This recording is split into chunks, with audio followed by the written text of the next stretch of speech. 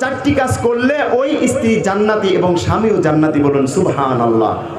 বিশ্বনবী বলে কোন স্বামী এমন দামি স্ত্রী, বিজ্ঞান বলে অ্যান্টিম্যাটার এমন একটি বস্তু, এমন একটি পদার্থ 1 গ্রামের দাম $100 ট্রিলিয়ন, এরপর ক্যালিফোর্নিয়াম 1 গ্রামের দাম $27 ট্রিলিয়ন, এরপর যেটা সেটা হচ্ছে ক্যালিফোর্নিয়াম, এরপর যেটা সেটা হচ্ছে হীরকখণ্ড, তারপর যেটা পাই নাই। কিন্তু আল্লাহর নবী বলে কোনোটাই দামি নয়, কোনোটাই দামি নয়, দামি হচ্ছে নেককার স্ত্রী। ভাইরা আমার, কিয়ামত দিবসে স্ত্রী জান্নাতি হয়ে যাবে। আল্লাহ না করুন আপনি আব্দুর রহিম আব্দুল করিম যদি জাহান্নামী হয়ে যান, আল্লাহর নবী বলেন ওই স্ত্রী আল্লাহকে জান্নাতে গিয়ে খুঁজতে থাকবে আর বলবে মালিক আমার স্বামী কোথায়, বলে জাহান্নামে। স্ত্রী চিৎকার দিয়ে বলবে মালিক আমার স্বামীর কাছে আমি যেতে চাই। আল্লাহ বলবে যাওয়া যাবে না, তাহলে তোমার আমলনামার খাতা নিয়ে যাও। আমলনামার খাতা নিয়ে জাহান্নামে ঢুকে যাবে। জাহান্নামে যাওয়ার পরে আল্লাহর নবী বলেন স্ত্রী স্বামীর সাথে দেখা হয়ে যাবে। এবার বলবে মালিক তোমার সুখময় জান্নাত আমি চাই না যতক্ষণ না আমার স্বামীকে আমার সাথে জান্নাতি করে দিবে। দুনিয়ার আগুন আর দুনিয়ার পানি, জাহান্নামের আগুন এক নয়। কেন আল্লাহর নবী বলেছে উত্তম দামি সম্পদ। আপনি বাড়িতে গিয়ে একটা সালাম দিবেন, সালাম দেওয়ার সঙ্গে সঙ্গে সমস্ত মুখ থেকে সগীরা গুনাহ কথা বলার কারণে যা হয়েছে সব কিছুই মাফ করে দিবেন। তিনি কে? কথা বলে না তিনি কে? কিন্তু বাড়িতে গিয়ে স্বামীরা সালাম দেয় না। বাড়িতে গিয়ে এমনভাবে পিড়ি টানতে টানতে ঘরের ভেতর থেকে ঢুকে স্বামী স্ত্রী মনে করে হাই রে এটা কি আমার স্বামী নাকি ইটের ভাটা, ঠিক কিনা বলেন? বাড়িতে গিয়ে সালাম প্রদান করতে হবে। এরপর বিশ্বনবী বলে যদি ওই দামি নিয়ামত প্রথম আপনি দাওয়াতি কাজ করবেন স্ত্রীর কাছে, আপনি যদি স্ত্রীর সাথে মুসাফা করে হাতটা একটা মৃদুভাবে চাপ দেন, আল্লাহর নবী বলে যতগুলি সগীরা গুনাহ হয়েছে ওই হাতের দ্বারা সব গুনাহগুলি ঝরে পড়ে যায়। করে দেন তিনি কে? আরো জেনে বলুন তিনি কে? কিন্তু আমার ভাইয়েরা, যুবক ভাইয়েরা, মুরব্বীরা তো স্ত্রীর সাথে মুসাফা করে না, এরা করে বিয়ান সাহেবের সাথে, ঠিক কিনা বলেন? একজনে বলেছে ঠিক। আবার গানও গায় যুবকেরা, কেমন আছেন বিয়ান সাহেব, আছে না বুকে? কথা বলে না। আসামে নাই? আছে নাকি? কিসের জ্বালা বিয়ান সাহেব, নয়া প্রেমের জ্বালা, এই জ্বালাতে পড়ে না কোন, আছে না? ভাইয়ের আমার, একটা গানের কারণে, একটা মুসাফার কারণে জাহান্নামী হয়ে যাবেন। কিন্তু যদি আপনি জায়গা মতো মুসাফা করেন স্ত্রীর সাথে, আল্লাহর নবী বলে সগীরা গুনাহ মাফ করে জান্নাতি করে নেন। তিনি কে? আরো জোরে বলতে হবে তিনি কে? এবার যদি স্বামীকে খুশি করার জন্য স্ত্রী একটু মুচকি হাসি দেয়, খাদিজাতুল কুবরার উত্তরসূরি হতে চায়, আল্লাহর নবী বলে যতগুলি দাঁত স্বামী দেখতে পাবে এক একটা দাঁতের বিনিময়ে এক একটা করে কবুল হজের সওয়াব দিয়ে দিবেন। তিনি কে? পেছনে যারা আছে ওনারা মনে করছেন যে আমরা এত দূর দিয়ে বললে হুজুর তো শুনবে না, সেক্ষেত্রে আওয়াজও দিব না। আপনারা সামনে চুপ থাকেন। পেছনের সব ভাইয়েরা শরীরের সমস্ত শক্তিকে কণ্ঠের মাঝ বরাবর এনে আওয়াজ তুলতে হবে। আসসালামু আলাইকুম ওয়া রাহমাতুল্লাহ। এবার সবাই মিলে আসসালামু আলাইকুম ওয়া রাহমাতুল্লাহ। আপনারা ভালো আছেন তো সবাই? আমি আসাতে খুশি হয়েছেন না কষ্ট পেয়েছেন?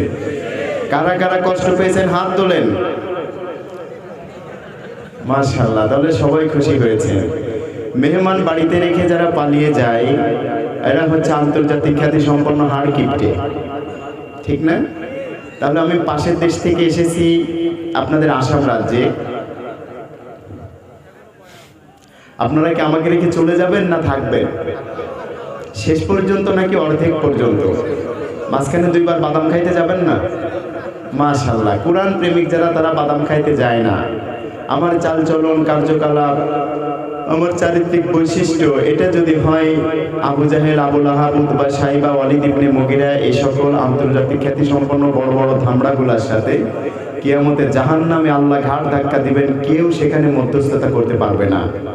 আর আমার কার্যকলাপ, চালচলন সব যদি হয় আবু বকর, ওমর, উসমান, আলীর সাথে রাদিয়াল্লাহু আনহু, কিয়ামতে বিনা হিসেবে জান্নাতে ঘাড় ধাক্কা দিয়ে দেবেন ফেরেশতারা, এখানেও কেউ বাধা দিতে পারবে?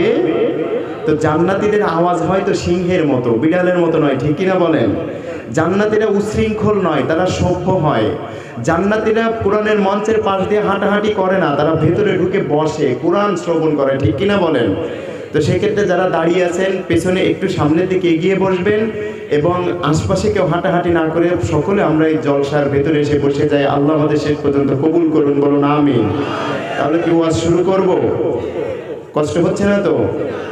ইন্নাল হামদুলিল্লাহ ওয়াসসালাতু ওয়াসসালামু আলা মান কানা নাবিয়্যান ওয়া আদামু বাইনাল মা'i ওয়াত-তিন ওয়া আলা আলিহি ওয়া আসহাবিহি আজমাইন ونشهد أن لا إله إلا الله وأن محمدا عبد الله ورسوله الذي أكمل الله به قصر النبوة أي ختم الله به النبوة وحكم أن لا نبي بعده وأعلن بالقرآن بالبرهان فقد قال الله تبارك وتعالى في شان حبيبه ومحبوبه آمرا ومخبرا সকলে জবান ছেড়ে আমার সাথে তেলাওয়াত করুন আউযু বিল্লাহি মিনাশ শাইতানির রাজিম বিসমিল্লাহির রাহমানির রাহিম ওয়াদ-দুহা ওয়াল-লাইলি ইযা সাজা মা ওয়াদ্দা'আকা রাব্বুকা ওয়া মা ক্বালা ওয়ালাল-আখিরাতু খায়রুল লাকা মিনাল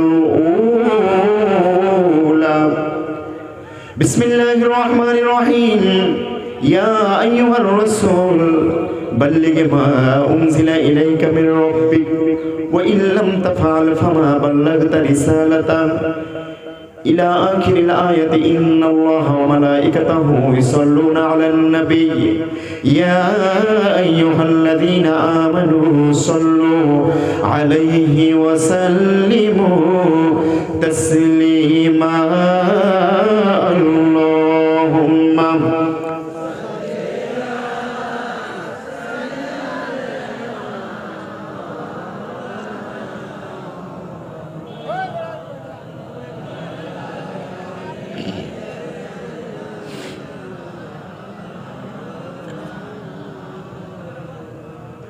একটু জবান ছেড়ে আওয়াজ দিয়ে তেলাওয়াত হবে আল্লাহুম্মা সাল্লি আলা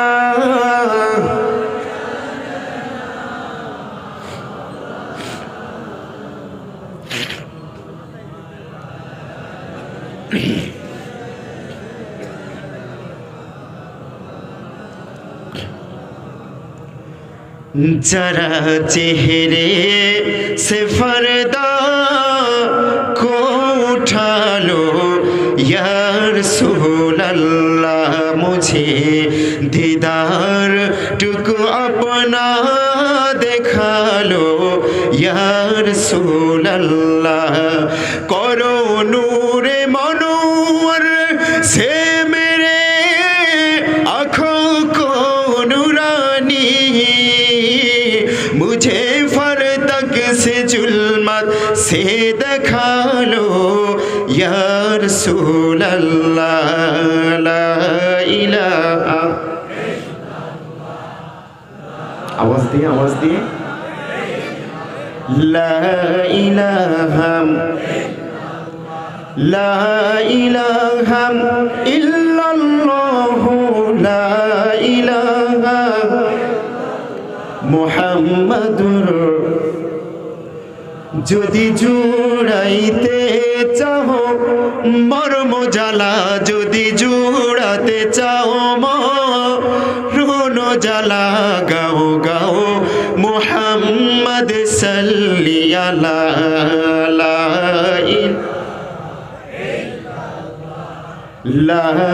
ইলাহা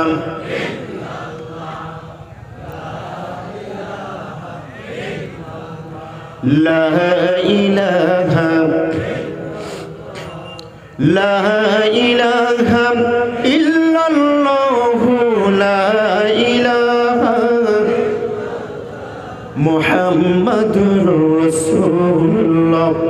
সকলে পাঠ করি সাল্লাল্লাহু আলাইহি ওয়াসাল্লাম।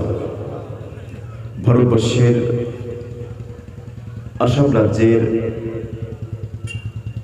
নাগাঁও জেলার উলুনি থানার অন্তর্গত হযরত ফাতিমা রাদিয়াল্লাহু আনহা জামে মসজিদ ও এলাকাবাসীর উদ্যোগে আয়োজিত একদিনব্যাপী তাফসীরুল মাহফিল এবং আজিমুস-শান জলসা ও গুণীজন সংবর্ধনা অনুষ্ঠানের সম্মানিত স্বনামধন্য সুযোগ্য সভাপতি, বিশিষ্ট রাজনীতিবিদ, বিশিষ্ট আলেমে দ্বীন জনাব হযরত মোহাম্মদ হাবিবুর রহমান সাহেব, আদালাল্লাহু উমরাহু ওয়া বারাকাল্লাহু ফি হায়াতিহি, আমরা বলি আমিন। অন্যান্য সকল কমিটি নেতৃবৃন্দ, আল্লাহ প্রত্যেকের খেদমতকে দ্বীনের জন্য কবুল করুন, আরো একবার বলি আমিন। আমার পূর্বে মাহফিলে কথা বলেছেন, অত্যন্ত মোটিভেশনাল আলোচনা করে আমাদেরকে ধন্য করেছেন জনাব হযরত মাওলানা ওয়াসকুরুনি সাহেব। আল্লাহ তার এই গোলামের প্রতিটি কথা আমাদের বাস্তব জীবনে অ্যাপ্লাই করার তৌফিক দান করুন, আরো একবার বলুন আমিন। উনি সহ অন্যান্য উলামায়ে কিরাম যারা এই কথা বলেছেন, মূল্যবান তাশরিফ আনিয়েছেন, আল্লাহ ওনাদের প্রত্যেকের ইলম এবং আমলগত যোগ্যতা আরো বহু গুণে বাড়িয়ে দিন, আরো একবার বলুন আমিন। একটু জোরে বলুন আমিন। উপস্থিত সম্মানিত উলামায়ে কিরাম, ফুদালা ইজম, সুশীল সমাজ, জাতির শ্রেষ্ঠ সন্তান, শিক্ষক মণ্ডলী, জাতির বিবেক, সাংবাদিক বৃন্দ, বিভিন্ন রাজনৈতিক দলের সম্মানিত নেতৃবৃন্দ, সামাজিক নেতৃবৃন্দ, উপস্থিত অত্র এলাকা, পার্শ্ববর্তী এবং দূর দূরান্ত থেকে আগত আল্লাহর দ্বীন প্রেমিক, কোরআন প্রেমিক, সর্বস্তরের তাওহীদি জনতা, যুগে যুগে আল্লাহর জমিনে আল্লাহর দ্বীনকে বাস্তবায়ন করার জন্য সবচাইতে যারা বেশি অগ্রণী ভূমিকা রেখেছেন, তাওহীদের পতাকাবাহী, কালেমার ঝান্ডাবাহী, দ্বীন ইসলামের নরসারদুল বীর মুজাহিদ যুবক ও তরুণ ভাইয়েরা, স্কুল, কলেজ, ইউনিভার্সিটি এবং বিভিন্ন মাদ্রাসায় অধ্যয়নরত আমার মেধাবী ছাত্র ভাইয়েরা এবং পর্দার অন্তরায় হতে যারা শুনছেন, অবলা সরলা অতি গুণে গুণান্বিতা আবেদা সালেহা জাকেরা মা ও বোনেরা, থেকে থাকলে প্রশাসনের পুলিশ ভাইয়েরা, মিডিয়ার সকল কর্মী ভাইয়েরা, প্রাণপ্রিয় আসাম রাজ্যবাসী, আপনারা সবাই কেমন আছেন? আলহামদুলিল্লাহ। শব্দ তো ইমানদারের আওয়াজ হয় নাই, ইমান দীপ্ত চেতনা নিয়ে হবে। আল্লাহ আমাদেরকে ভালো রেখেছেন, তিনি কে? সবসময় শুকরিয়া হবে যার, তিনি কে? আপনাদের ইন্ডিয়ার 1 নম্বরে বর্তমানে কলকাতার পিজি হসপিটাল থেকে ফেরত দেওয়া রোগীকেও পুনরায় যিনি পূর্ণ সুস্থতা দান করতে পারে, তিনি কে? পুনরায় যিনি জীবন দান করতে পারে, তিনি কে? আল্লাহ। প্রত্যেককে আসামি খোঁজে শাস্তি দেওয়ার জন্য, হাতে হ্যান্ডকাপ পরিয়ে জেল খাটাবার জন্য, যে দোয়ামায় আসামি খোঁজে মাফ করার জন্য, ফেরেদাউসের ওয়ারিশ করার জন্য, তিনি কে? আল্লাহ। বিনিময় ছাড়া পৃথিবীর কেউ কিছুই দিবে না, বিপরীতে শূন্য দিলে পূর্ণ করে দেয়, তিনি কে? কারো বাড়িতে বারবার যাইবেন, আস্তে আস্তে মেহমানের ইজ্জত কমতে থাকে, কাউকে বারবার ডাকবেন, ডাকনেওয়ালার ইজ্জত কমতে থাকে। কিন্তু যে দয়াময়ের ঘর মসজিদে গেলে মেহমানের ইজ্জত বাড়তে থাকে, যে তাকে বারবার ডাকে, ডাকনেওয়ালার ইজ্জত বাড়তে থাকে, সেই দয়াময় কে? ওই আল্লাহ এখানে বসতে তৌফিক দিয়েছেন। নাম ভিন্ন, দল ভিন্ন, ঠিকানা ভিন্ন, চেহারা ভিন্ন, তবু কোরআনের এই মেলায় মহতী অনুষ্ঠানে বসতে তৌফিক দিয়েছেন। আপনারা কি খুশি নাকি বেজার? আরো জোরে বলতে হবে, খুশি নাকি বেজার?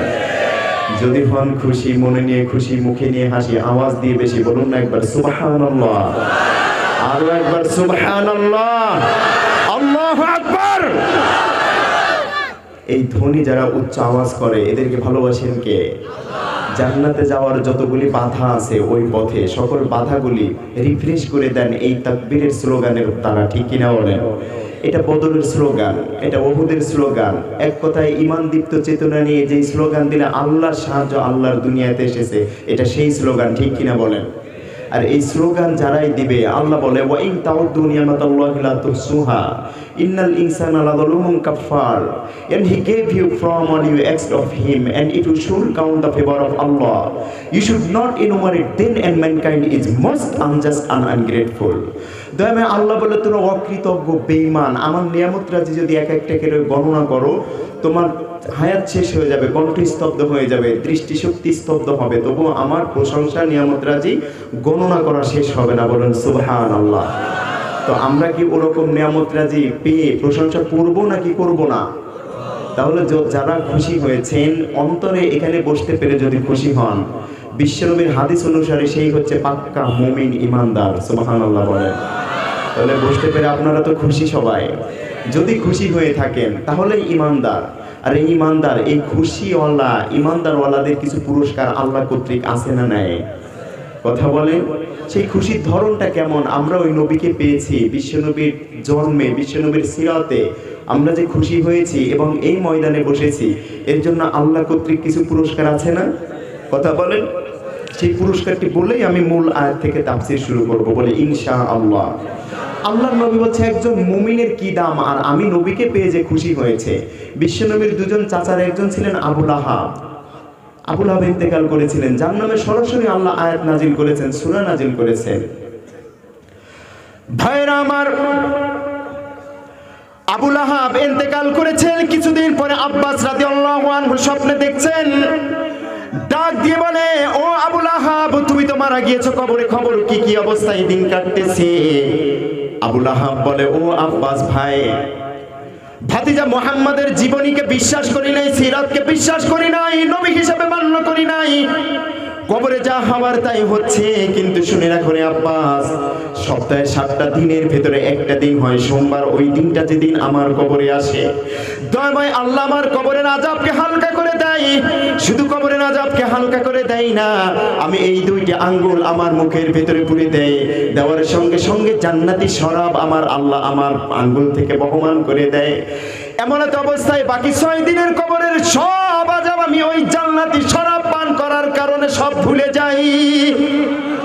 ও মুসলমান, ডাক দিয়ে বলে, আব্বাস এমন কেমন এরকম হাদিয়া, এরকম জান্নাতি শরাব কেন আল্লাহ তোমাকে পান করায়? বলে, বিশ্বনবী এই দিনে দুনিয়াতে এসেছিলেন, আমি দাসী সুয়াইবাকে এই 2টি আঙ্গুল দিয়ে তার জন্মে মিলাদে খুশি হয়ে আমি আজাদ করে দিয়েছিলাম। আজাদ করার কারণে এই 2টি আঙ্গুল তার মিলাদে খুশি হয়ে আমি আজাদ করেছি ওই সুয়াইবাকে। এই 2টি আঙ্গুল উৎসর্গ করার কারণে সপ্তাহে একদিন আমার আল্লাহ কবরে আমার জান্নাতি শরাব পান করার ব্যবস্থা করে দেয়। ও মুসলমান, এই আবু লাহাব কি কাফের নাকি ইমানদার? কাফের হয়েও যদি আল্লাহর নবীর মিলাদে খুশি হয়ে আল্লাহর নবীর সিরাতকে মানে নাই, তবুও কবরে একটা দিনের জন্য যদি জান্নাতি শরাব পান করতে পারে, আমরা তো ওই নবীর মহাব্বতে বসে আছি, সিরাতকেও বিশ্বাস করেছি। দয়াময় আল্লাহকে আমাদেরকে তার পুরস্কারের ধারাটা একটু বেশি দিবেন নাকি কম দিবেন? বেশি দিবেন। কেমন বেশি দিবেন? ও মুসলমান, কিয়ামত দিবসে যেদিন আল্লাহর আরশের ছায়া ব্যতীত কোনো ছায়া থাকবে না, আল্লাহর নবী বলে ওই কঠিন দিনে আল্লাহর আরশের নিচে আমি আল্লাহর নবী নিজে তাদের ছায়ার ব্যবস্থা করে কাউসারের পেয়ালা পান করিয়ে জান্নাতের ওয়ারিশ করে সুপারিশ করে নিব। বলুন সুবহানাল্লাহ।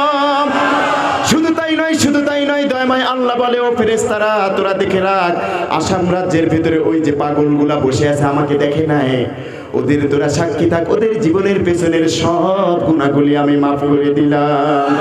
শুধু মাফ করেছি এটাই শেষ নয়, আল্লাহর মাফ মানে তো দ্বিগুণ ক্ষমা করা। সূরা ফুরকান 70 নম্বর আয়াত 19 নম্বর পারার 5 নম্বর পৃষ্ঠায় দয়াময় আল্লাহ বলে, ইল্লা মান তাবা ওয়া আমানা ওয়া আমিলা আমালান সালিহান ফাউলাইকা ইউবাদদিলুল্লাহ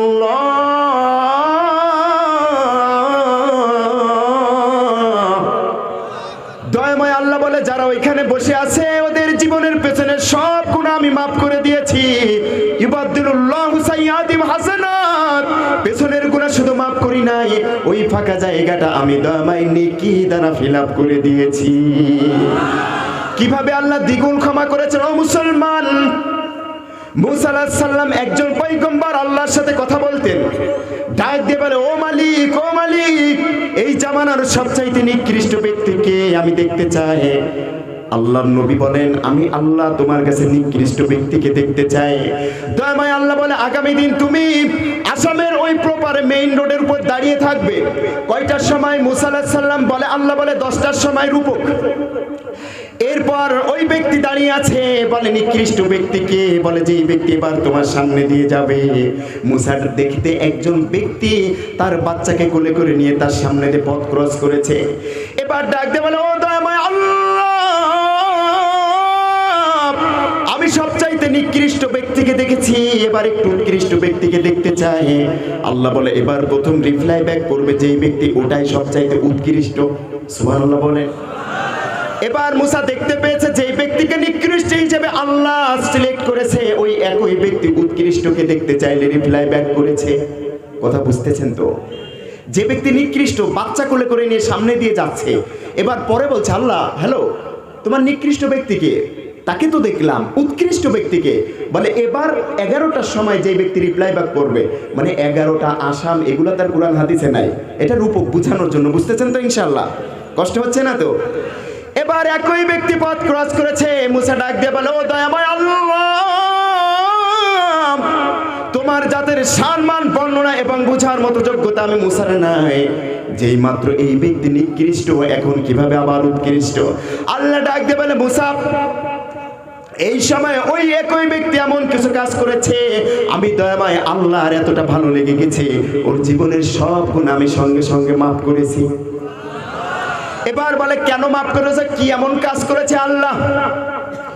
আল্লাহ ডাক দিয়ে বলে মুসা রে, ওই ব্যক্তি যখন সন্তানকে নিয়ে জঙ্গল দিয়ে পথ ক্রস করে, আমাকে ডাক দিয়ে সন্তান ডাক দিয়ে বলে বাবা এই জঙ্গলের চাইতেও কি সৃষ্টির সব চাইতে বড়? বলে না, জঙ্গলের চাইতেও বড় সমুদ্র, সমুদ্রের চাইতেও বড় কি কিছু আছে? বলে আকাশ, আকাশের চাইতেও বড় কি? বলে দ্বিতীয় আকাশ, তৃতীয়, চতুর্থ, পঞ্চম, ষষ্ঠ, সপ্তম আকাশ। আব্বা তোমার ওই সপ্তম আকাশের চাইতেও বড় কি আর কিছু? বলে তার চাইতেও বড় ও সন্তান, তার চাইতেও বড় আমার মন। বলে আমি জীবনে যতগুলি গুনার কাজ করেছি একটার পর একটা যদি সিরিয়াল করা হয়, আমার গুনার কাজ হচ্ছে সৃষ্টির সবচাইতে বড়। এরপরে বলে গুনার চাইতেও বড় কি আর কিছু আছে? বলে হ্যাঁ আছে।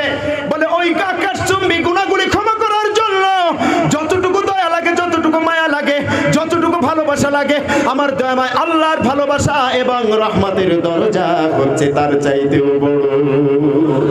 এবার আল্লাহ ডাক দিয়ে বলে ও মুসা, এই ব্যাখ্যা যখন করেছে আমার দয়ার দরজা সবচাইতে বড়, আমি রহিম, আমি গফুর, আমি গফফার, সঙ্গে সঙ্গে আমার দয়ার প্রশংসা করার কারণে যদি ওকে আমি মাফ না করে দেয়, আমি গফুর, আমি গফফার নামের অমর্যাদা হয়ে যায়, তৎক্ষণাৎ আমি তাকে মাফ করে দিয়েছি। আমি মাফ করা মানে শুধু মাফ করা নেই, বাদদিলুল্লাহু সাইয়্যাতিহিম হাসানাত, পেছনের ওই ফাঁকা জায়গাটা নেকি দ্বারা ফিল আপ করার কারণে কিছুক্ষণ পূর্বে যেই ব্যক্তি ছিল সবচাইতে নিকৃষ্ট, এখন আমি আল্লাহর কাছে সবচাইতে ওই একই ব্যক্তি উৎকৃষ্ট। এবার বলুন মুসার দাম আল্লাহর কাছে বেশি না মুহাম্মদ সাল্লাল্লাহু আলাইহি ওয়াসাল্লামের দাম বেশি? মুহাম্মদ সাল্লাল্লাহু আলাইহি ওয়াসাল্লামের তাহলে উম্মতে মুহাম্মাদির দাম বেশি নাকি মুসা আলাইহিস সালামের উম্মতের দাম বেশি? উম্মতে মুহাম্মাদির দাম বেশি। মুসার উম্মত হয়ে যদি সামান্য এতটুকু প্রশংসা করার কারণে নিকৃষ্ট থেকে উৎকৃষ্ট হতে পারে, আপনি আমি মুহাম্মদ সাল্লাল্লাহু আলাইহি ওয়াসাল্লামের উম্মত হয়ে একবার যদি দয়ার প্রশংসা করি, আল্লাহ কি আমাদেরকে তার চাইতেও উৎকৃষ্ট করবেন নাকি নিকৃষ্ট করবেন? উৎকৃষ্ট করবেন। কত উৎকৃষ্ট করবেন? জান্নাতে যেদিন আল্লাহর নবী যাবে, বিশ্বনবী বলে আমি এবং আমার উম্মত যতক্ষণ পর্যন্ত জান্নাতে না ঢুকবে, অন্য কোনো উম্মত, নবী তো দূরের কথা, উম্মত তো দূরের কথা, কোনো রাসূলও ততক্ষণ প্রবেশ করতে পারবে না। তাহলে এই জলসা মহতী অনুষ্ঠান উপলক্ষে সভাপতি কমিটি নেতৃবৃন্দ এবং যারা শ্রোতা আমার সামনে আজকে আছেন, আমি গুনাহগার আব্দুল্লাহ আল মামুন, আল্লাহ আমাদের সবাইকে যেন এই জলসা শোনার ওসিলা করে, এই সময়কে কেন্দ্র করে দয়াময় আল্লাহ ওই জান্নাতের প্রথম কাতারের মেহমান আমাদেরকে বানিয়ে নেন। বলুন আমিন। আর একটু জোরে বলুন আমিন। আর একটু জোরে বলুন আমিন। সম্মানিত উপস্থিতি, আমি একটি আয়াত সূরা তেলাওয়াত করেছি, প্রথম 3টি আয়াত, 4টি আয়াত। সূরাটির নাম হচ্ছে সূরা দুহা। কোন সূরা? কথা বলেন। সূরাতুদ দুহা। সবাই বলেন কোন সূরা? কুরআন তাফসীরের 5টি মূলনীতি আছে। তাফসীরুল কুরআন বিল কুরআন, তাফসীরুল হাদিস বিল কুরআন, তাফসীরুল কুরআন বি আকওয়ালিস সাহাবা, তাফসীরুল কুরআন বিল লুগাতিল আরাবিয়া, তাফসীরুল কুরআন বি আকওয়ালিত তাবিঈন। এই 5টি মূলনীতি দিয়ে কুরআন তাফসীর করলে হুজুর যত বাড়বে দল থাকবে একটা, কিন্তু এই 5টি মূলনীতির মিল না থাকলে হুজুরও যত হবে, ইসলামের ভিতরে দলও তত বাড়তে থাকবে। ঠিক কিনা বলেন? এখন চলুন আমি 5টি মূলনীতি দিয়েই আমি তাফসীর থেকে শুরু করব, যেহেতু বাংলাদেশ বক্তাদের থেকে ইন্ডিয়ান শ্রোতারা তাফসীর আশা করে, ঠিক না? তো এই সূরার পেছনে একটা ব্যাকগ্রাউন্ড আছে, অর্থাৎ যেটাকে আমরা বলি শানে নুজুল। ইমাম বাইজাবির মতে 17টি মূলনীতির একটা হচ্ছে এর শানে নজুল ব্যাকগ্রাউন্ড যেটা থাকবে ওটা শ্রোতাকে আগে বোঝাতে হবে। যেহেতু আমি প্রথম এসেছি, তাহলে দাওয়াতের প্রথম স্তরগুলি নিয়ে সূরা দুহার আলোকে আমি ব্যাখ্যা করার চেষ্টা করব বলে ইনশাআল্লাহ। তো চলুন এর ব্যাকগ্রাউন্ড কি, এটা কোন প্রেক্ষাপটে নাজিল হয়েছে, কিছু নির্ভরযোগ্য মুফাসসিরিনদের কিতাব থেকে আমি সনদ থেকে আমি কিছু যুক্তি এবং কিছু হাদিস দিয়ে আমি আগে শানে নুজুলটা শেষ করি, তারপরে ব্যাখ্যায় যাব বলে ইনশাআল্লাহ। আরো জোরে বলুন ইনশাআল্লাহ। তাফসীরে ইবনে কাসির চতুর্থ খণ্ডের 535 নম্বর পৃষ্ঠায় ইবনে কাসির রাহিমাহুল্লাহ উনি এনেছেন এর ব্যাখ্যায়। প্রথমে শুনুন, আল্লাহর নবী কোরআন নাজিল হতো ওনার ঘরে, হুজরাখানায় এবং কাবার হিতিমে তাহাজ্জুদে এবং কখনো কখনো সরাসরি কোরআন তেলাওয়াত করতেন। আর বিশ্বনবীর প্রধান শত্রু ইসলাম বিদ্বেষী বড় বড় প্লেয়ার, ইসলাম শক্তির বিদ্বেষী বড় বড় প্লেয়ার যারা আবু জাহেল, আবু লাহাব, উতবা, সাইবা, এরা বিশ্বনবীর ঘরের পেছনে কান লাগিয়ে সারা রাত এই কোরআন তেলাওয়াত শুনে তাদের অন্তরে শান্তি নিত। বলুন সুবহানাল্লাহ। তো এরপর হয়েছে কি, এভাবে প্রতিদিন শুনতে থাকে। এখন ইবনে কাসির রাহিমাহুল্লাহ উনি বলছেন চতুর্থ খণ্ডের 535 নম্বর পৃষ্ঠার হাদিস, ইশতাকা রাসূলুল্লাহ সাল্লাল্লাহু আলাইহি ওয়াসাল্লাম ফালাম ইয়াকুম লাইলান আও লাইলাতাইন ফাআতাত ইমরাআতুন ফাকালাত ইয়া মুহাম্মদ সাল্লাল্লাহু আলাইহি ওয়াসাল্লাম ইন্না রাব্বাকা ওয়াদ্দাকা ওয়াদ্দাআকা ওয়া ক্বালা। জোরে বলুন সুবহানাল্লাহ। ইবনে কাসির রাহিমাহুল্লাহ বলেন, হুজুর অসুস্থতার কারণে এক রাত কিংবা দুই রাত তাহাজ্জুদের নামাজে তেলাওয়াত করতে পারে না। আব্দুর রাব দানাপুরি রাহিমাহুল্লাহ আসহাবুস সিয়ার কিতাবের ভেতরে বলেন, তৎক্ষণাৎ উম্মে জামিল আবু লাহাবের স্ত্রী সে বলে, মুহাম্মদ তোমার আল্লাহ তোমাকে ভুলে গেছে, তোমাকে ছেড়ে দিয়েছে, আর তোমাকে কোরআন দিবে না, তোমাকে নবুয়তির দরজার থেকে বয়কট করেছে। নাউজুবিল্লাহ বলেন। আল্লাহ নবীর মুখটি মলিন হয়ে গেল। তৎক্ষণাৎ আমার আল্লাহ ওই মলিন মুখটি আলোকময় করার জন্য ফানজালাল্লাহু সূরাতাদ দুহা নাজিল করে আমার আল্লাহ নবীর মুখটিকে আলোকময় করেছে। এটি একটি। দ্বিতীয় নাম্বার শানে নজরুলটা কিতাবুত তাফসীর এবং তিরমিজির 3345 নম্বর হাদিসের ভেতরে এসেছে জুনদুব ইবনে সুফিয়ান থেকে। জুনদুব ইবনে সুফিয়ান রাদিয়াল্লাহু আনহু قال ইশতাকা রাসূলুল্লাহ সাল্লাল্লাহু আলাইহি ওয়াসাল্লাম ফালাম ইয়াকুম লাইলাতাইন ফাআতাত আও ইমরাতুন ফাজাআত ইয়া মুহাম্মদ সাল্লাল্লাহু আলাইহি ওয়াসাল্লাম ইন্নী লা আরজু আন ইয়াকুনা শাইতানু ক্বাদ তারাক। বলুন নাউজুবিল্লাহ। উম্মে জামিল এসে বলছে, মুহাম্মদ তোমার কাছে যে শয়তানটা কোরআন নিয়ে আসতো, ওই শয়তানটা কি এখন আর কোরআন নিয়ে আসে না? শয়তান বলতে বুঝিয়েছে জিবরিল আলাইহিস সালামকে। নাউজুবিল্লাহ বলেন। আল্লাহ বলেন, তৎক্ষণাৎ আমি সূরা দুহা নাজিল করে আমার হাবিবের মুখকে আলোকময় করে দিয়েছি। বলুন সুবহানাল্লাহ। এরপর আল্লাহ দুইটি কসম করলেন, একটা হচ্ছে ওয়াদ-দুহা ওয়াল-লাইলি ইযা সাজা। কিতাবুত তাফসীরের ভিতরে আসছে এবং তাফসীরে কুরতুবীর ভিতরে আসছে এবং তাফসীরে ইবনে কাসিরের ভিতরে আসছে। দোহা বলতে আল্লাহ দিনের কসম করেছেন, সাজা দ্বারা আল্লাহ রাতের কসম করেছেন। আবার অন্য বর্ণনায় আসছে দোহা দ্বারা আমার আল্লাহ তাআলা সেই সকালের কসম করেছেন যেই সকালে মূসা আলাইহিস সালাম আল্লাহর সাথে কথা বলতে তুর পাহাড়ে যেতেন। বলুন সুবহানাল্লাহ। সাজা দ্বারা দয়াময় আল্লাহ ওই রাতের কসম করেছেন যেই রাতে আমার আল্লাহর সান্নিধ্য লাভ করার জন্য হুজুর মেরাজে গিয়েছিলেন। বলুন সুবহানাল্লাহ। এবার দয়াময় আল্লাহ দুইটি কসম করে বলছেন, ও হাবিব মা ওয়াদ্দাআকা রাব্বুকা ওয়া মা ক্বালা ওয়ালাল আখিরাতু খায়রুল লাকা মিনাল উলা। আল্লাহ বলছে, হাবিব আমি তোমার উপর রাগ করি নাই, তোমার উপর কষ্ট পাই নাই, তোমাকে ভুলেও যাই নাই, ছেড়েও দেয় নাই। আমি দুইটি কসম করে বললাম, দুনিয়ায় যা কিছু দিয়েছি নিয়ামত, আখিরাতে তোমার জন্য তার চাইতে অনেক গুণ বেশি রেখেছি। এটাই হচ্ছে আলোচনার মুখ্য বিষয়। দুনিয়াতে যা দিয়েছি আখিরাতে তার চাইতেও অনেক গুণ বেশি দিব। ও মুসলমান, আমার আল্লাহ আমার হাবিবকে দুনিয়াতেই তো এত দিয়েছে যার ধারে কাছে আদম থেকে ঈসা পর্যন্ত কেউ আসতে পারবে না। তবু আল্লাহ বলছে দুনিয়া অপেক্ষা আখিরাত শ্রেয়। আমার হাবিব দুনিয়াতে এসেছেন, যুবক ভাইরা যুবকদের জন্য ওয়াজ করতে বলা হয়েছে। দুনিয়াতে আসার সঙ্গে সঙ্গে আমার নবীর মুজিজা প্রকাশ পাইতে শুরু করেছে। আমিনা যখন গর্ভে এসেছে তৎকালীন সঙ্গে সঙ্গে গোটা শহরটা আমার নবীর রূহ মুবারকের কারণে ঘ্রাণ ছুটতেছিল। বলুন সুবহানাল্লাহ। এত মুজিজা আমার আল্লাহ হাবিবকে দুনিয়ার বুকে দিয়েছে। আদম থেকে ঈসা পর্যন্ত কোন নবীকে দেয় নাই, লাখো ভাগের শতভাগের এক ভাগও দেয় নাই। বিশ্বনবী যখন দুনিয়াতে এসেছেন সঙ্গে সঙ্গে আব্দুর রহমান ইবনে আওফের মা ছিলেন দাই। উনি বলছেন, আমি দেখতে পেলাম আমার হাবিব মুহাম্মদ দুনিয়াতে এসেছে। আসার সঙ্গে সঙ্গে অন্য স্বাভাবিক কোন সন্তান যখন দুনিয়াতে আসে, আসার সাথে সাথে ওয়া ওয়া করে কাঁদতে থাকে, তার গায়ে রক্ত লাগানো থাকে।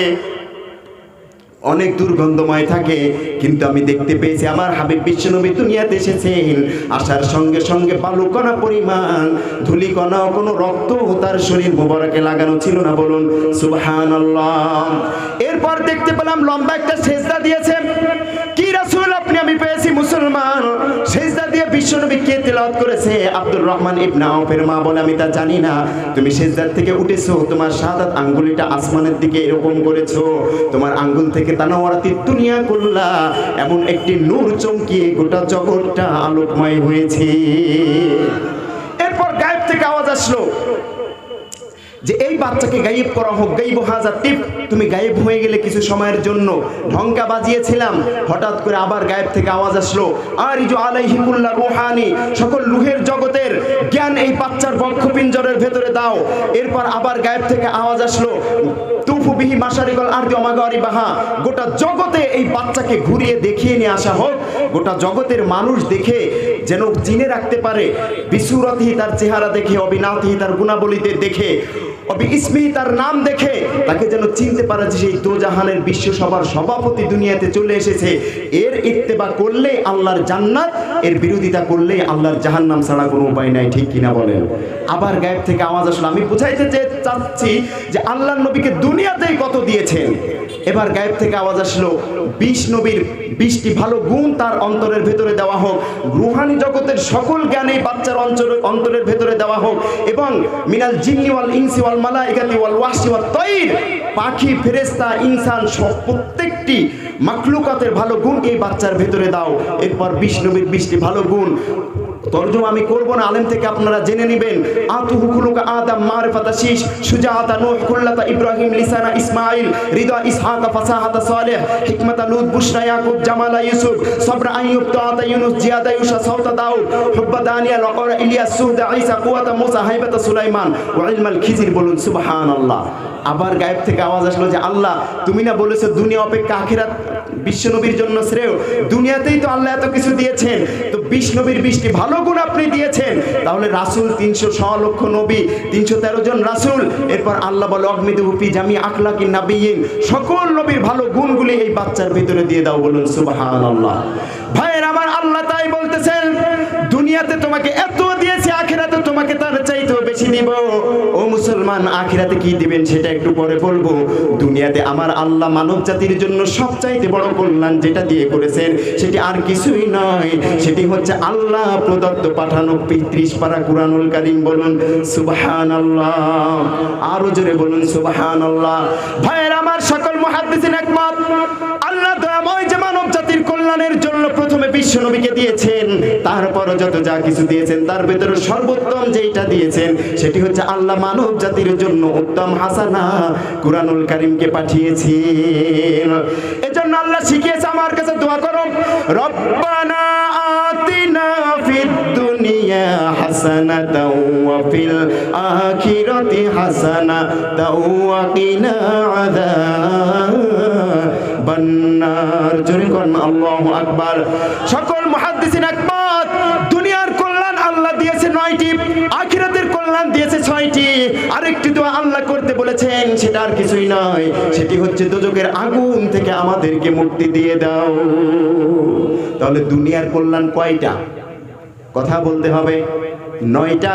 এর ভিতরে প্রথম নাম্বার যেটা, সেটা আর কিছুই নয়, সেটি হচ্ছে আল্লাহর পাঠানো 30 পারা কুরআন, বলুন সুবহানাল্লাহ। আল্লাহর নবীকে কোরআন দিলেন, আল্লাহ দয়াময় নবুয়তি দিয়েছেন। আল্লাহর নবী গুহার ভিতরে ধ্যান করলেন, আল্লাহ কোরআন পাঠালেন, জিবরিল এসে বলে ইকরা, তুমি পড়ো। আল্লাহর নবী বলে আমি তেলাওয়াত জানি না। সুবহানাল্লাহ বলেন। আল্লাহ প্রথমেই বলেছেন পড়ো, ইকরা। সবচাইতে পৃথিবীর ভিতরে একটা মাত্র কিতাব যার 2টি মাদ্দা, কোরআন থেকে একটা করনুন আর একটা হচ্ছে করউন। আলিফ থেকে হামজা থেকে যদি মাদ্দা নেওয়া হয় অর্থ হয় অধিক পঠিত। এই পৃথিবীর ভিতরে কোরআনের চাইতে আর কোনো কিতাব নাই যেটা কোরআনের চাইতেও বেশি তেলাওয়াত হয়েছে। সুবহানাল্লাহ বলেন আরো জোরে। এজন্য তো মহাকাশ বিজ্ঞানীরা বলেছেন Quran is the only book that has been read in the world. পৃথিবীর বুকে আহ্নিক এবং বার্ষিক গতির ফলে দেখতে পেয়েছি গোটা বিশ্বের এমন কোন একটা জায়গা নয় যেখানে প্রতিটি মুহূর্তে কোরআন তেলাওয়াত হয় না, বলুন সুবহানাল্লাহ। এমন কোন ধর্মগ্রন্থ, কোন কিতাব নাই যেটা কোরআনের চাইতেও বেশি তেলাওয়াত হয়েছে। আরেকবার বলুন সুবহানাল্লাহ। ভাইরা আমার, আল্লাহর নবী কোরআন নিয়ে চলে আসলেন মা খাদিজার কাছে। খাদিজাকে ডাক দিয়ে বলে, ও খাদিজা, আল্লাহ আমাকে এমন একটি দূত আকারের একজন ব্যক্তি দেখিয়েছেন, এরকম একটা কোরআন নাকি দিয়েছেন, আমি কিছুই বুঝতে পারলাম না। খাদিজাতুল কুবরা ডাক দিয়ে বলে, ইয়া রাসূলুল্লাহ, ওটি সাধারণ কিছুই নয়। আমি তাওরাতের বর্ণনা শুনেছি, জাবুরের বর্ণনা শুনেছি, কিন্তু আমি আল্লাহর জাতের নামে কসম করে বলি, আপনি এমন ভালো মানুষ, এমন জনগণের হক মারেন না। আমি আল্লাহর জাতের নামে কসম করে বলি, আল্লাহ আপনাকে নবুয়তি দিয়ে দুনিয়াতে পাঠিয়েছেন। তাহলে কোরআনের দাওয়াত প্রথমে দিতে হবে কার কাছে? কথা বলেন, আমি দাওয়াত নিয়ে কথা বলবো। প্রথমে দিতে হবে নিজের স্ত্রীর কাছে। কার কাছে দিতে হবে? কথা বলেন, স্ত্রীর কাছে। আমার শিক্ষক বলতেন যে কারো কারো ঘরে থাকে বিবি সাপ, কারো কারো ঘরে থাকে জাতি সাপ, ঠিক কিনা বলেন? তা আল্লাহ নবী খাদিজাতুল কুবরার কাছে এসে বললেন যে আল্লাহ আমাকে নবুয়তি দিয়ে পাঠিয়েছে। খাদিজাতুল কুবরা রাদিয়াল্লাহু আনহা বলছেন, ইয়া রাসূলুল্লাহ, আপনি প্রথম আমাকে ইসলাম গ্রহণ করে মুমিন বানিয়ে দেন। আল্লাহ দয়াময় বলে, আমি এত খুশি হয়েছিলাম, আরশ থেকে একজন নারীকে আমি পৃথিবীতে সালাম পাঠিয়েছি, তা হচ্ছে আমার একমাত্র বান্দি মা খাদিজাতুল কুবরা। বলুন সুবহানাল্লাহ। আল্লাহ রাব্বুল আলামিনের নবী বলে, তাহলে কালেমা পড়ো। খাদিজাতুল কুবরা কালেমা পড়ে নিলেন। এরপর আল্লাহর নবী খাদিজাতুল কুবরা কালেমা পড়লেন। জান্নাতের প্রথম ঘরটি আল্লাহ খাদিজাতুল কুবরার জন্য রাখলেন। আল্লাহর নবীকে বলে, ও নবী, দুনিয়ার বুকে আমি কোনো কিছুই আপনার কাছে চাই না, তিনটি জিনিস আপনার কাছে চাই। সপ্তম নাম্বার ধনী আমি এই আরবের বুকে, এর ভিতরে আমার সব কিছুই সম্পদ আপনার দিনের জন্য কুরবান করে দিলাম, কিন্তু শর্ত হচ্ছে আমি যেদিন মারা যাব সেদিন নিজ হাতে আপনি আমার জানাজাটা পড়াবেন, নিজ হাতে আপনি আমার দাফনের কাজটি করবেন, আপনি আমার কবরের সওয়াল জব কবরের উপরে থেকে দিয়ে দিবেন। বলুন সুবহানাল্লাহ। ভাইয়ের আমার, আল্লাহর নবী বলে, ও খাদিজা, আদম থেকে এই পর্যন্ত এই কাজ তো কেউ করে নাই। বলে, কিন্তু আমি অত কিছুই জানি না, আপনার করতে হবে। আল্লাহর নবীর স্ত্রী খাদিজা সিজদায় পড়ে গেলেন। সিজদার থেকে মাথা আর উঠায় না। জিবরিল আলাইহিস সালাম এসে বলে, ইয়া রাসূলুল্লাহ, খাদিজার দোয়া কবুল, খাদিজার কবরের তিনটি জব আপনি কবরের উপর থেকে দিয়ে দিবেন। তাহলে সবচাইতে উত্তম নেককার স্ত্রী ওই ব্যক্তি যিনি দিনের থেকে স্ত্রীকে স্বামীকে আহ্বান করে, ঠিক কিনা বলেন? দুনিয়া কুল্লুহা মাতা ওয়া খায়রু মাতাউদ দুনিয়া আল মারআতুস সালিহা। উত্তম ব্যক্তি আসমানের নিচে জমিনের উপরে ওই ব্যক্তি যেই স্ত্রী সবচাইতে দামি সম্পদ, যিনি স্বামীকে দিনের দিকে ইনভাইট করে, দিনের দিকে আহ্বান করে। বলুন সুবহানাল্লাহ। আমার আপনার স্ত্রী কোন দিকে ইনভাইট করে? কথা বলেন। নারীদের নিয়ে কথা বলা হয়েছে, যুবকদের নিয়ে কথা বলতে বলা হয়েছে। আপনার আমার স্ত্রী দিনের দিকে ইনভাইট করে না, চারটি কাজ করলে ওই স্ত্রী জান্নাতি এবং স্বামীও জান্নাতি। বলুন সুবহানাল্লাহ। বিশ্বনবী বলে, কোন স্বামী এমন দামি স্ত্রী, বিজ্ঞান বলে এন্টিমেটার এমন একটি বস্তু, এমন একটি পদার্থ, 1 গ্রামের দাম 100 ট্রিলিয়ন ডলার। এরপর ক্যালিফোর্নিয়াম, 1 গ্রামের দাম 27 ট্রিলিয়ন ডলার। এরপর যেটা সেটা হচ্ছে ক্যালিফোর্নিয়াম, এরপর যেটা সেটা হচ্ছে হীরকখণ্ড, তারপর যেটা পাই নাই। কিন্তু আল্লাহর নবী বলে, কোনোটাই দামি নয়, কোনোটাই দামি নয়, দামি হচ্ছে নেককার স্ত্রী। ভাইয়েরা আমার, কিয়ামত দিবসে স্ত্রী জান্নাতি হয়ে যাবে। আল্লাহ না করুন আপনি আব্দুর রহিম আব্দুল করিম যদি জাহান্নামী হয়ে যান, আল্লাহর নবী বলেন ওই স্ত্রী আল্লাহকে জান্নাতে গিয়ে খুঁজতে থাকবে আর বলবে, মালিক আমার স্বামী কোথায়? বলে জাহান্নামে। স্ত্রী চিৎকার দিয়ে বলবে, মালিক আমার স্বামীর কাছে আমি যেতে চাই। আল্লাহ বলবে, যাওয়া যাবে না, তাহলে তোমার আমলনামার খাতা নিয়ে যাও। আমলনামার খাতা নিয়ে জাহান্নামে ঢুকে যাবে। জাহান্নামে যাওয়ার পরে আল্লাহর নবী বলেন স্ত্রী স্বামীর সাথে দেখা হয়ে যাবে। এবার বলবে, মালিক তোমার সুখময় জান্নাত আমি চাই না, যতক্ষণ না আমার স্বামীকে আমার সাথে জান্নাতি করে দিবে। দুনিয়ার আগুন আর দুনিয়ার পানি, জাহান্নামের আগুন এক নয়। কেন আল্লাহর নবী বলেছে উত্তম দামি সম্পদ? আপনি বাড়িতে গিয়ে একটা সালাম দিবেন, সালাম দেওয়ার সঙ্গে সঙ্গে সমস্ত মুখ থেকে সগীরা গুনাহ কথা বলার কারণে যা হয়েছে সব কিছুই মাফ করে দিবেন। তিনি কে? কথা বলে না তিনি কে? কিন্তু বাড়িতে গিয়ে স্বামীরা সালাম দেয় না। বাড়িতে গিয়ে এমনভাবে পিড়ি টানতে টানতে ঘরের ভেতর থেকে ঢুকে স্বামী স্ত্রী মনে করে, হাই রে, এটা কি আমার স্বামী নাকি ইটের ভাটা? ঠিক কিনা বলেন? বাড়িতে গিয়ে সালাম প্রদান করতে হবে। এরপর বিশ্বনবী বলে, যদি ওই দামি নিয়ামত প্রথম আপনি দাওয়াতি কাজ করবেন স্ত্রীর কাছে, আপনি যদি স্ত্রীর সাথে মুসাফা করে হাতটা একটা মৃদুভাবে চাপ দেন, আল্লাহর নবী বলে যতগুলি সগীরা গুনাহ হয়েছে ওই হাতের দ্বারা সব গুনাহগুলি ঝরে পড়ে যায়। করে দেন তিনি কে? আরো জেনে বলুন তিনি কে? কিন্তু আমার ভাইয়েরা, যুবক ভাইয়েরা, মুরব্বীরা তো স্ত্রীর সাথে মুসাফা করে না, এরা করে বিয়ান সাহেবের সাথে। ঠিক কিনা বলেন? একজনে বলেছে ঠিক, আবার গানও গায় যুবকেরা, কেমন আছেন বিয়ান সাহেব, আছে না বুকে, কথা বলে না। আসামে নাই, আছে নাকি? কিসের জ্বালা বিয়ান সাহেব, নয়া প্রেমের জ্বালা, এই জ্বালাতে পড়ে না কোন, আছে না? ভাইয়ের আমার, একটা গানের কারণে, একটা মুসাফার কারণে জাহান্নামী হয়ে যাবেন। কিন্তু যদি আপনি জায়গা মতো মুসাফা করেন স্ত্রীর সাথে, আল্লাহর নবী বলে সগীরা গুনাহ মাফ করে জান্নাতি করে নেন। তিনি কে? আরো জোরে বলতে হবে, তিনি কে?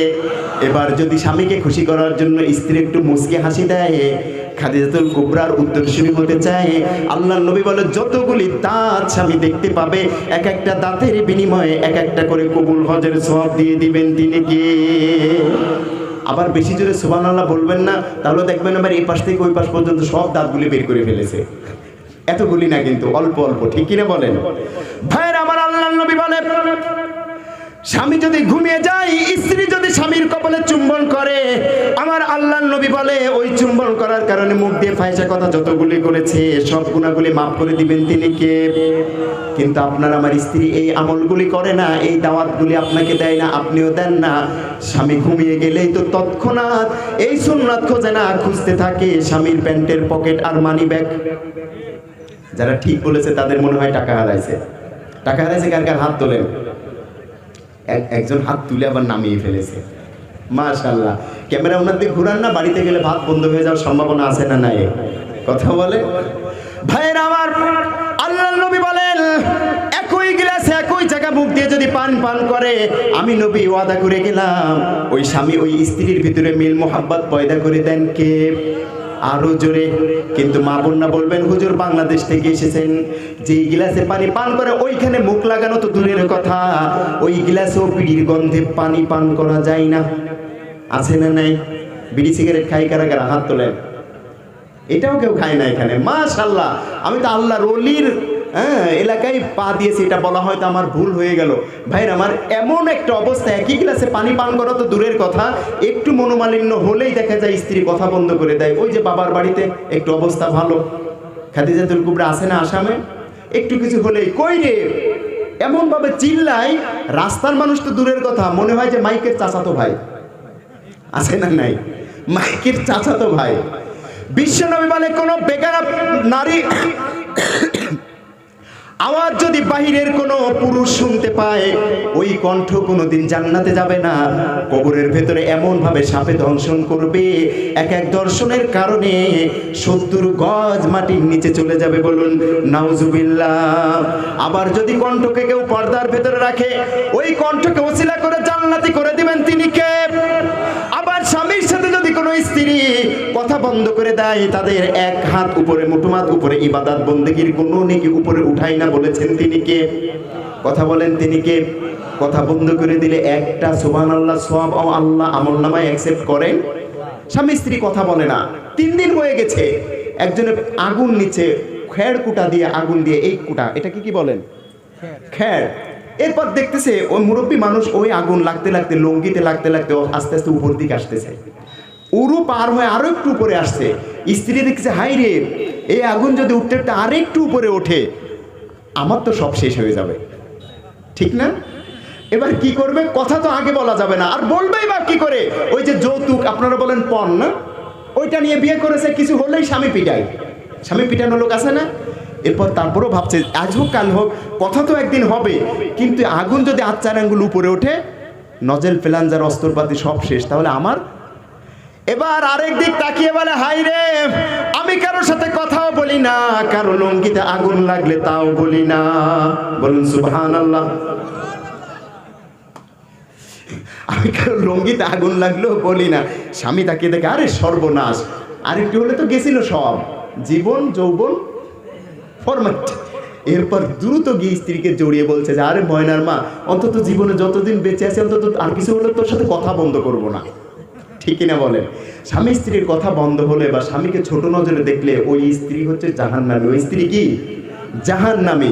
আরেকটা গল্প দেখবেন, আমাদের ঢাকা রাজবাড়ী জেলায় একজন হুজুরের স্ত্রী, পীর সাহেব, স্ত্রী বলছে হুজুর আমার মন বলে যে আমরা জান্নাতি। রাতের বেলা ওয়াজ শেষ করে হুজুর এসে ঘুমিয়েছে, স্ত্রী বলে উঠুন আজকে একসাথে তাহাজ্জুদের নামাজ পড়বো। স্বামী বলে আমি পারবো না। কথোপকথন হতে হতে, কথা কাটাকাটি হতে হতে স্ত্রী গিয়ে পানির ভেতরে হাত চুবিয়ে ঠান্ডা পানি বুকের উপরে এনে কম্বলের ভেতর দিয়ে ঠেসে দিয়েছে। বুঝে থাকলে বলুন, ঠান্ডা পানি যদি শীতের রাতে আপনাকে এইভাবে চাপে দেয় বুকের উপর, যদিও শরীরটা ঠান্ডা হয়, মেজাজ কিন্তু গরম হয়, ঠিক কিনা বলেন? আর এটা এমন একটা বিষয়, সহ্য না করে পারারও কায়দা নাই। স্বামী উঠেই লাগিয়ে দিয়েছে কানের পরে থাবা। এবার স্ত্রী বলছে, ওই যে আল্লাহর হাবিব বলেছে অখয়রু মাতাউদ দুনিয়া আল মারআতুস সালিহা। স্ত্রী আরেকটি হাত নিয়ে বলে যে, স্বামী আপনি আরো একটু চড় যদি দিতে চান তাও দেন, কিন্তু আপনি অন্তত নামাজ থেকে বৈমুখ হবেন, নামাজ সাথে আজকে তাহাজ্জুদ পড়তেই হবে। আর একটু জোরে বলেন।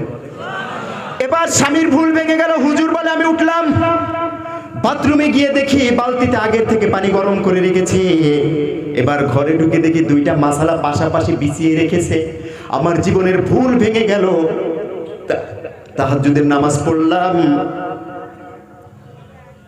এরপর দুজনে হাত তুলে আল্লাহর কাছে কান্না করলাম। এমন কান্না করলাম, আমার মন বলে আল্লাহ আমাদের হাত খালি হাতে ফিরিয়ে দেয় নাই। কথা বন্ধ করবেন না, স্বামীকে ইনভাইট করবেন দিনের দিকে, আপনি স্ত্রীকে ইনভাইট করবেন দিনের দিকে। একটু ভুয়া প্রশংসা করবেন। 3 জায়গায় মিথ্যা বলা সুন্নাত। কয় জায়গা? তার একটা হচ্ছে কিসবুর রাজুল ইমরাতুন, স্ত্রীর কাছে আপনি মিথ্যা বলবেন, মিথ্যা প্রশংসা করবেন। এটা কিনেছেন 100 টাকা দিয়ে, আপনি বলবেন 500 টাকা নিয়েছে। সুন্নাত। সুবহানাল্লাহ বলেন, আরো জোরে বলেন। কথা আপনার ময়না মা তোমার তরকারিতে এত সুন্দর হয়েছে, এটাই তো কোরআনের দাওয়াত। প্রথমে স্ত্রীর কাছে। বিশ্বনবী কেবলা পাহাড় থেকে, গুহা থেকে কোরআন নিয়ে খাদিজাতুল কুবরার কাছে এসেছেন। এরপর থেকে একটু পরে বলছি। প্রথমে স্ত্রীকে দাওয়াত দিবেন, তো এরপরে কি করবেন? স্ত্রীকে প্রশংসা করবেন। তোমার তরকারিটা এত সুন্দর হয়েছে, আমার কাছে মনে হয় চতুর্থ আসমান থেকে ঈসা আলাইহিস সালামের তরকারিটা আল্লাহ মনে হচ্ছে তুমি রান্না করে আমার জন্য পাঠিয়েছো, এরকম লাগতেছে। যদি লবণটা একটু বেশি হতো আরো ভালো হতো, কিন্তু আপনি আমি এমনভাবে প্রোটেস্ট করে ওনার সাথে কথা বলি, মনে হয় সে হচ্ছে কাজের মেয়ে আর আপনার কথা সে শুনতে বাধ্য। এমনভাবে আপনি বলতে বলতে, কথা কাটাকাটি করতে করতে, শুধু লবণ কেন্দ্র করে, এমনও হতে পারে সারা রাত আপনার বাইরে থাকা লাগতে পারে, ঠিক কিনা? আবার যদি আপনি ওই ভাষায় বলেন যেটা আল্লাহর নবী শিখিয়েছেন, আল্লাহর নবী জিহাদ থেকে এসে দেখে আয়েশা সিদ্দিকা রাদিয়াল্লাহু আনহা এখনো তরকারি রান্না করা শেষ করে নাই, নিজের তরবারি বের করে তরকারি কাটা শুরু করে দিয়েছে। আপনি আমি বলে কি করতাম?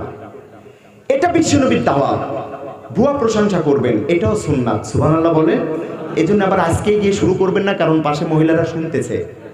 একজন সারা রাত ওয়াজ শুনে গিয়ে বলছে যে আজকে বাংলা বক্তার ওয়াজ শুনে এসেছি, ময়নার মা তোমার তরকারিটা এত সুন্দর হয়েছে, মনে হচ্ছে জান্নাতি খাবার আল্লাহ আমার জন্য দুনিয়াতে পাঠিয়েছে। এটা বলতেও শেষ, স্ত্রীর কাপড় চোপড় গোটা বাস্তি বেঁধে নিয়েও বাপের বাড়ি যাওয়ার জন্য রেডি হয়ে গেছে। বলে আরে আব্দুল্লাহ মামুন সাহেব না বললো যে ভুয়া প্রশংসা সুন্নাত, ভুয়া প্রশংসা স্বামী স্ত্রীর মিল মোহাব্বত বাড়ে, তা তুমি এটা কি করলা? হুজুর কি মিথ্যা বললো? বলে হুজুর সত্যই বলেছে। তা তুমি বাবার বাড়ি চলে যাচ্ছ কেন?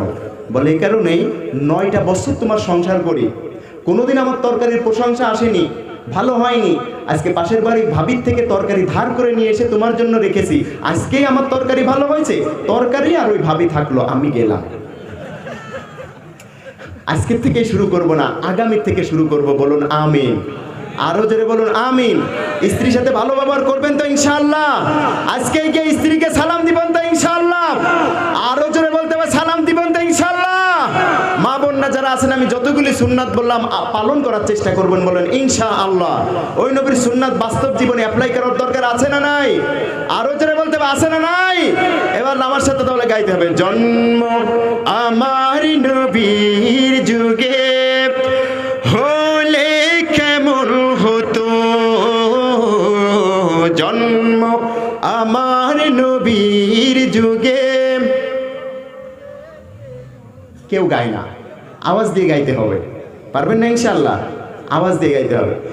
দুনয়নে রাসূল পাক দেখলে কেমন হতো, দুনয়নে রাসূল পাক দেখলে কেমন হতো, জন্ম আমার নবীর যুগে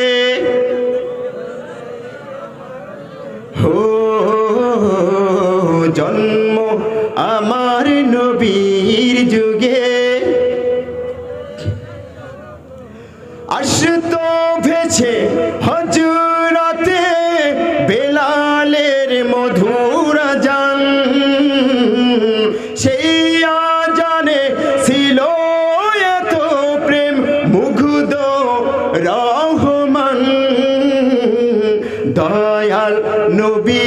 পিছে নামাজ পড়লে কেমন হতো, দয়াল নবীর পিছে নামাজ পড়লে কেমন হতো। জন্ম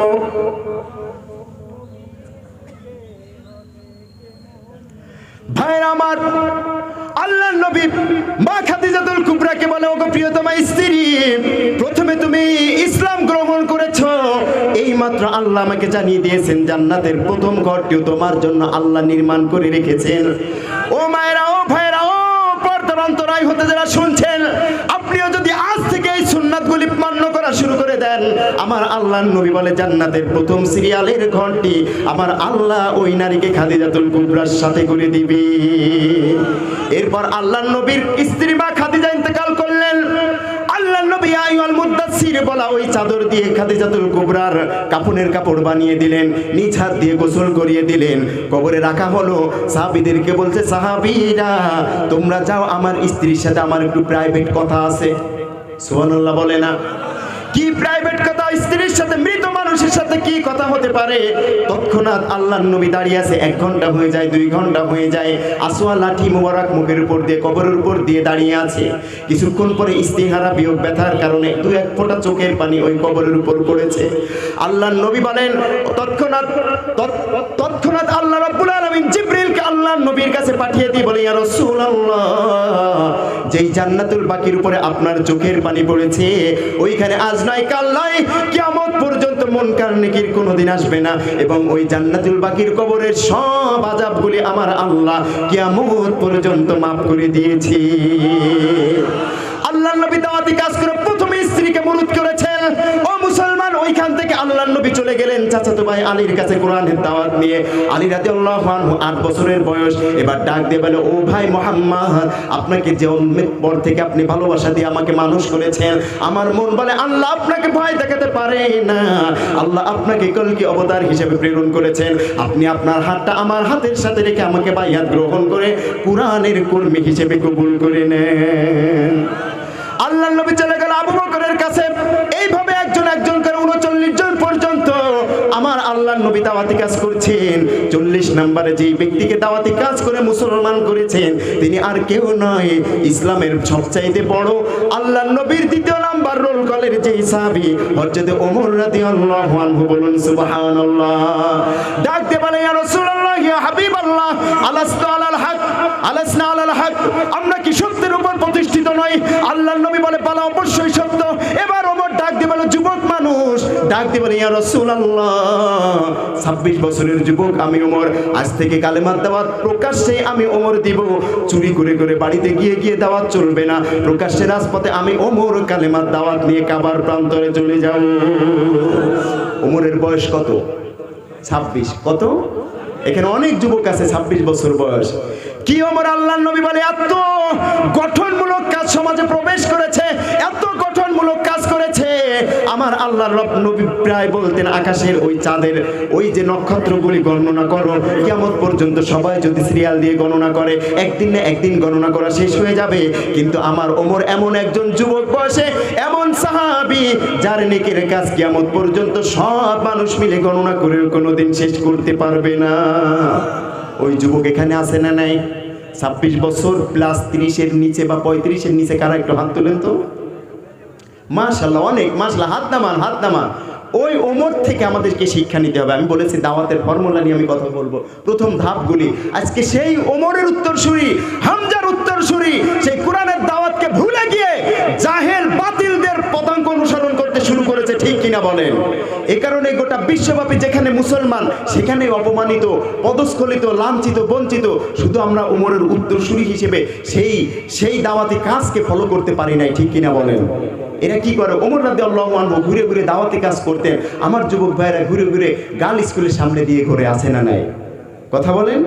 গার্ল স্কুলের সামনে যায়, মহিলা কলেজের সামনে যায়, গিয়ে এমন ভাবে দাঁড়িয়ে থাকে মনে হয় মা মারা গেছে, মুখ শুকনো অবস্থায় গার্লফ্রেন্ডের জন্য অপেক্ষা করে। আবার গান বেরিয়েছে, কি জানি বলে, বোরখা পরা মেয়ে। কথা বলেন, কি করেছে? পাগল করেছে, এই তো বুঝেছেন। আবার মেয়ে ক্ষিপ্ত হয়ে বলে আমরা একটু পাঞ্জাবি পরি, আমাদেরও মাপ নাই। বলে পাঞ্জাবিওয়ালা দিলে বড় জ্বালা, আছে না নাই? এই যুবক ওই দাওয়াতি কাজ ছেড়ে এইগুলা করবে, হারাম রিলেশনের সাথে যেই যুবক জড়িয়ে যাবে ওর জীবনের কোনো কিছুতেই বরকত দেন না তিনি কে? কথা বলতে হবে তিনি কে? এইভাবে সম্পর্ক করতে করতে এমন একটা পর্যায়ে চলে যায়, কিছুদিন পরে ওই মেয়ে ছেলেকে ভুলে যায় অথবা ছেলে মেয়েকে ভুলে যায়।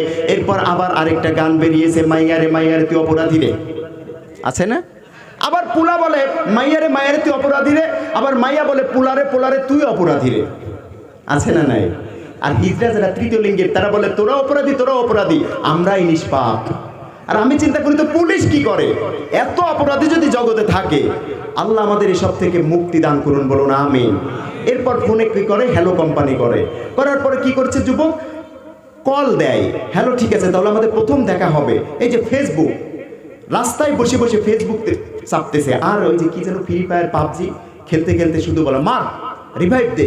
একটা কুকুর যাচ্ছে পাশ দিয়ে, বুঝতেই পারে না মানুষ নাকি, পা একটা যুবকের পিঠের উপর ঠেকিয়ে দিয়ে প্রসব করা শুরু করে দিয়েছে, আছে না নাই? এইগুলো চালাবে, কিন্তু ওমরের উত্তরসূরি হামজার উত্তরসূরি তাদের সাথে জান্নাতে যাওয়ার ফর্মুলা কখনোই অ্যাপ্লাই করতে চেষ্টা করে না, ঠিক কিনা বলেন? এরকম করতে করতে গান দেখছে। আরেকটা ফজিলাত হচ্ছে মেয়ে মেয়ের সাথে প্রেম করে, আছে না নাই? ছেলে ছেলের সাথে প্রেম করে, মেয়ে আইডি খুলেছে ছেলে, ছেলে আইডি খুলেছে মেয়ে, এটা করে প্রেম করতে করতে হঠাৎ করে ঠিক আছে তাহলে চলো আমরা একদিন দেখা করি, যেহেতু আমাদের পবিত্র প্রেম, নাম দিয়েছে পবিত্র প্রেম, তাহলে আগামী কবে কলকাতায় ওই নিউ ইকো পার্কের সামনে আসো, ওই দিন আমাদের প্রথম সাক্ষাৎ হবে। এখন ছেলে প্রথম জন গিয়ে বসে আছে, দ্বিতীয় জন গিয়ে কাছাকাছি গিয়ে কল দিয়ে বলে তোমার সাথে কথা বলেছি, বলে হ্যাঁ। আরে সর্বনাশ, তুমি তো ছেলে, তো সমস্যা কি ছেলে, আসো প্রেম করি, প্রেম করেছি বিয়ে করব। তোমারও যা আমারও তাই হয় নাকি? তোমারও যা আমারও তাই। এরকম করে করে সময় নষ্ট করে। কিন্তু ওমরের উত্তরসূরি হামজার উত্তরসূরি একজন যুবকের কি গুরুত্ব আল্লাহর নবী বলেছে, 40 জন মুরব্বী মানুষ যদি আল্লাহকে আল্লাহ বলে ডাকতে থাকে, আমার আল্লাহর আরশে ওই ডাক যত দ্রুত না যায়, একজন যুবক বয়সে যদি আল্লাহু আকবার বলে সিজদায় পড়ে যায়, ওই একবার আল্লাহ এক যুবকের আল্লাহ 40 জন মুরব্বীর আগে আল্লাহর আরশে গিয়ে পৌঁছে যায়। শুধু তাই নয়, শুধু তাই নয়, নামাজের ভেতরে যদি যুবক আল্লাহ আল্লাহ রাসূলের মহব্বতে একটা সিজদা করে, আমার আল্লাহ দয়াময় বলে আমার কুদরতের হাত আমি ওই যুবকের মাথার উপর বুলিয়ে দেই। শুধু বুলিয়ে দেয় এতটুকুই শেষ নয়, যখন নামাজের ভেতরে বলে ইয়াকা না'বুদু ওয়া ইয়াকা নাস্তাঈন, জোরে কোন আল্লাহু আকবার। আমার আল্লাহ রাব্বুল আলামিন বলে তুই কি আমার গোলাম, আমার ইবাদত করো, তাহলে এবার যা চাইবি সেইটাই তোকে আমি দিব। এবার আল্লাহ বলে কি চাও, তখন আমরা বলি আমার সাথে বলুন ইহদিনাস সিরাতাল মুস্তাকিম। আল্লাহ বলে ইহদিনাস সিরাতাল মুস্তাকিমের পথ চাইতে হবে, কি চাইবে সেটাই দিব, আবার কোনো অপশন দেয় নাই, আল্লাহ যেটা বলেছেন সেটাই চাইতে হবে। কেন সিরাতাল মুস্তাকিমের পথের সন্ধান দিতে বলেছেন, এটা কেন আল্লাহর কাছে দোয়া করতে বলেছেন? বিশ্বনবী বলে মুস্তাকিম হচ্ছে এমন একটি পথ যেই পথের এক প্রান্ত হচ্ছে দুনিয়ায়, দ্বিতীয় প্রান্ত হচ্ছে আল্লাহর ফেরদাউসে, বলুন সুবহানাল্লাহ। দুনিয়াতে যেই হেদায়েত পাবে আল্লাহর জান্নাতে সেই ব্যক্তি বিনা হিসাবেই যাবে, বলুন সুবহানাল্লাহ। শুধু তাই নয়, কি জান্নাত ও যুবক, আল্লাহর নবী বলে ওই যে জান্নাত, এত বড় জান্নাত তোমার জন্য আল্লাহ রেখে দিয়েছেন, এমন হুরগুলি রেখে দিয়েছেন, তুমি ইকো পার্কে যাবে না, তুমি ফেসবুক চালাবে না, তুমি প্রেম করবে না, অবৈধ সম্পর্কে লিপ্ত হবে না, যা কিছু করার স্ত্রীর সাথে করে ইমানটা যদি রক্ষা করতে পারো, আমার আল্লাহ দয়াময় হুর দিয়ে তোমাকে আপ্যায়ন করাবে, বলুন সুবহানাল্লাহ। কি জান্নাত আমার আল্লাহ দিবে, এত বড় নিয়ামতপূর্ণ জান্নাত। আল্লাহর হাবিব বলে জিবরিলকে ডাক দিয়ে বললাম, জিবরাইল তোমার 600 পাখাওয়ালা মসজিদে মেয়াদে আজিমে হাতিম, এই পাখার শক্তি কত? বলে কত আমি বলতে পারবো না, আমি 3 দিন এই 3টি দায়িত্ব পালন করতে গিয়ে আমার 600 পাখা কাজে লেগেছে। কথা বুঝতেছেন? 3টি ডিউটি পালন করতে গিয়ে 600 পাখা কাজে লেগেছিল।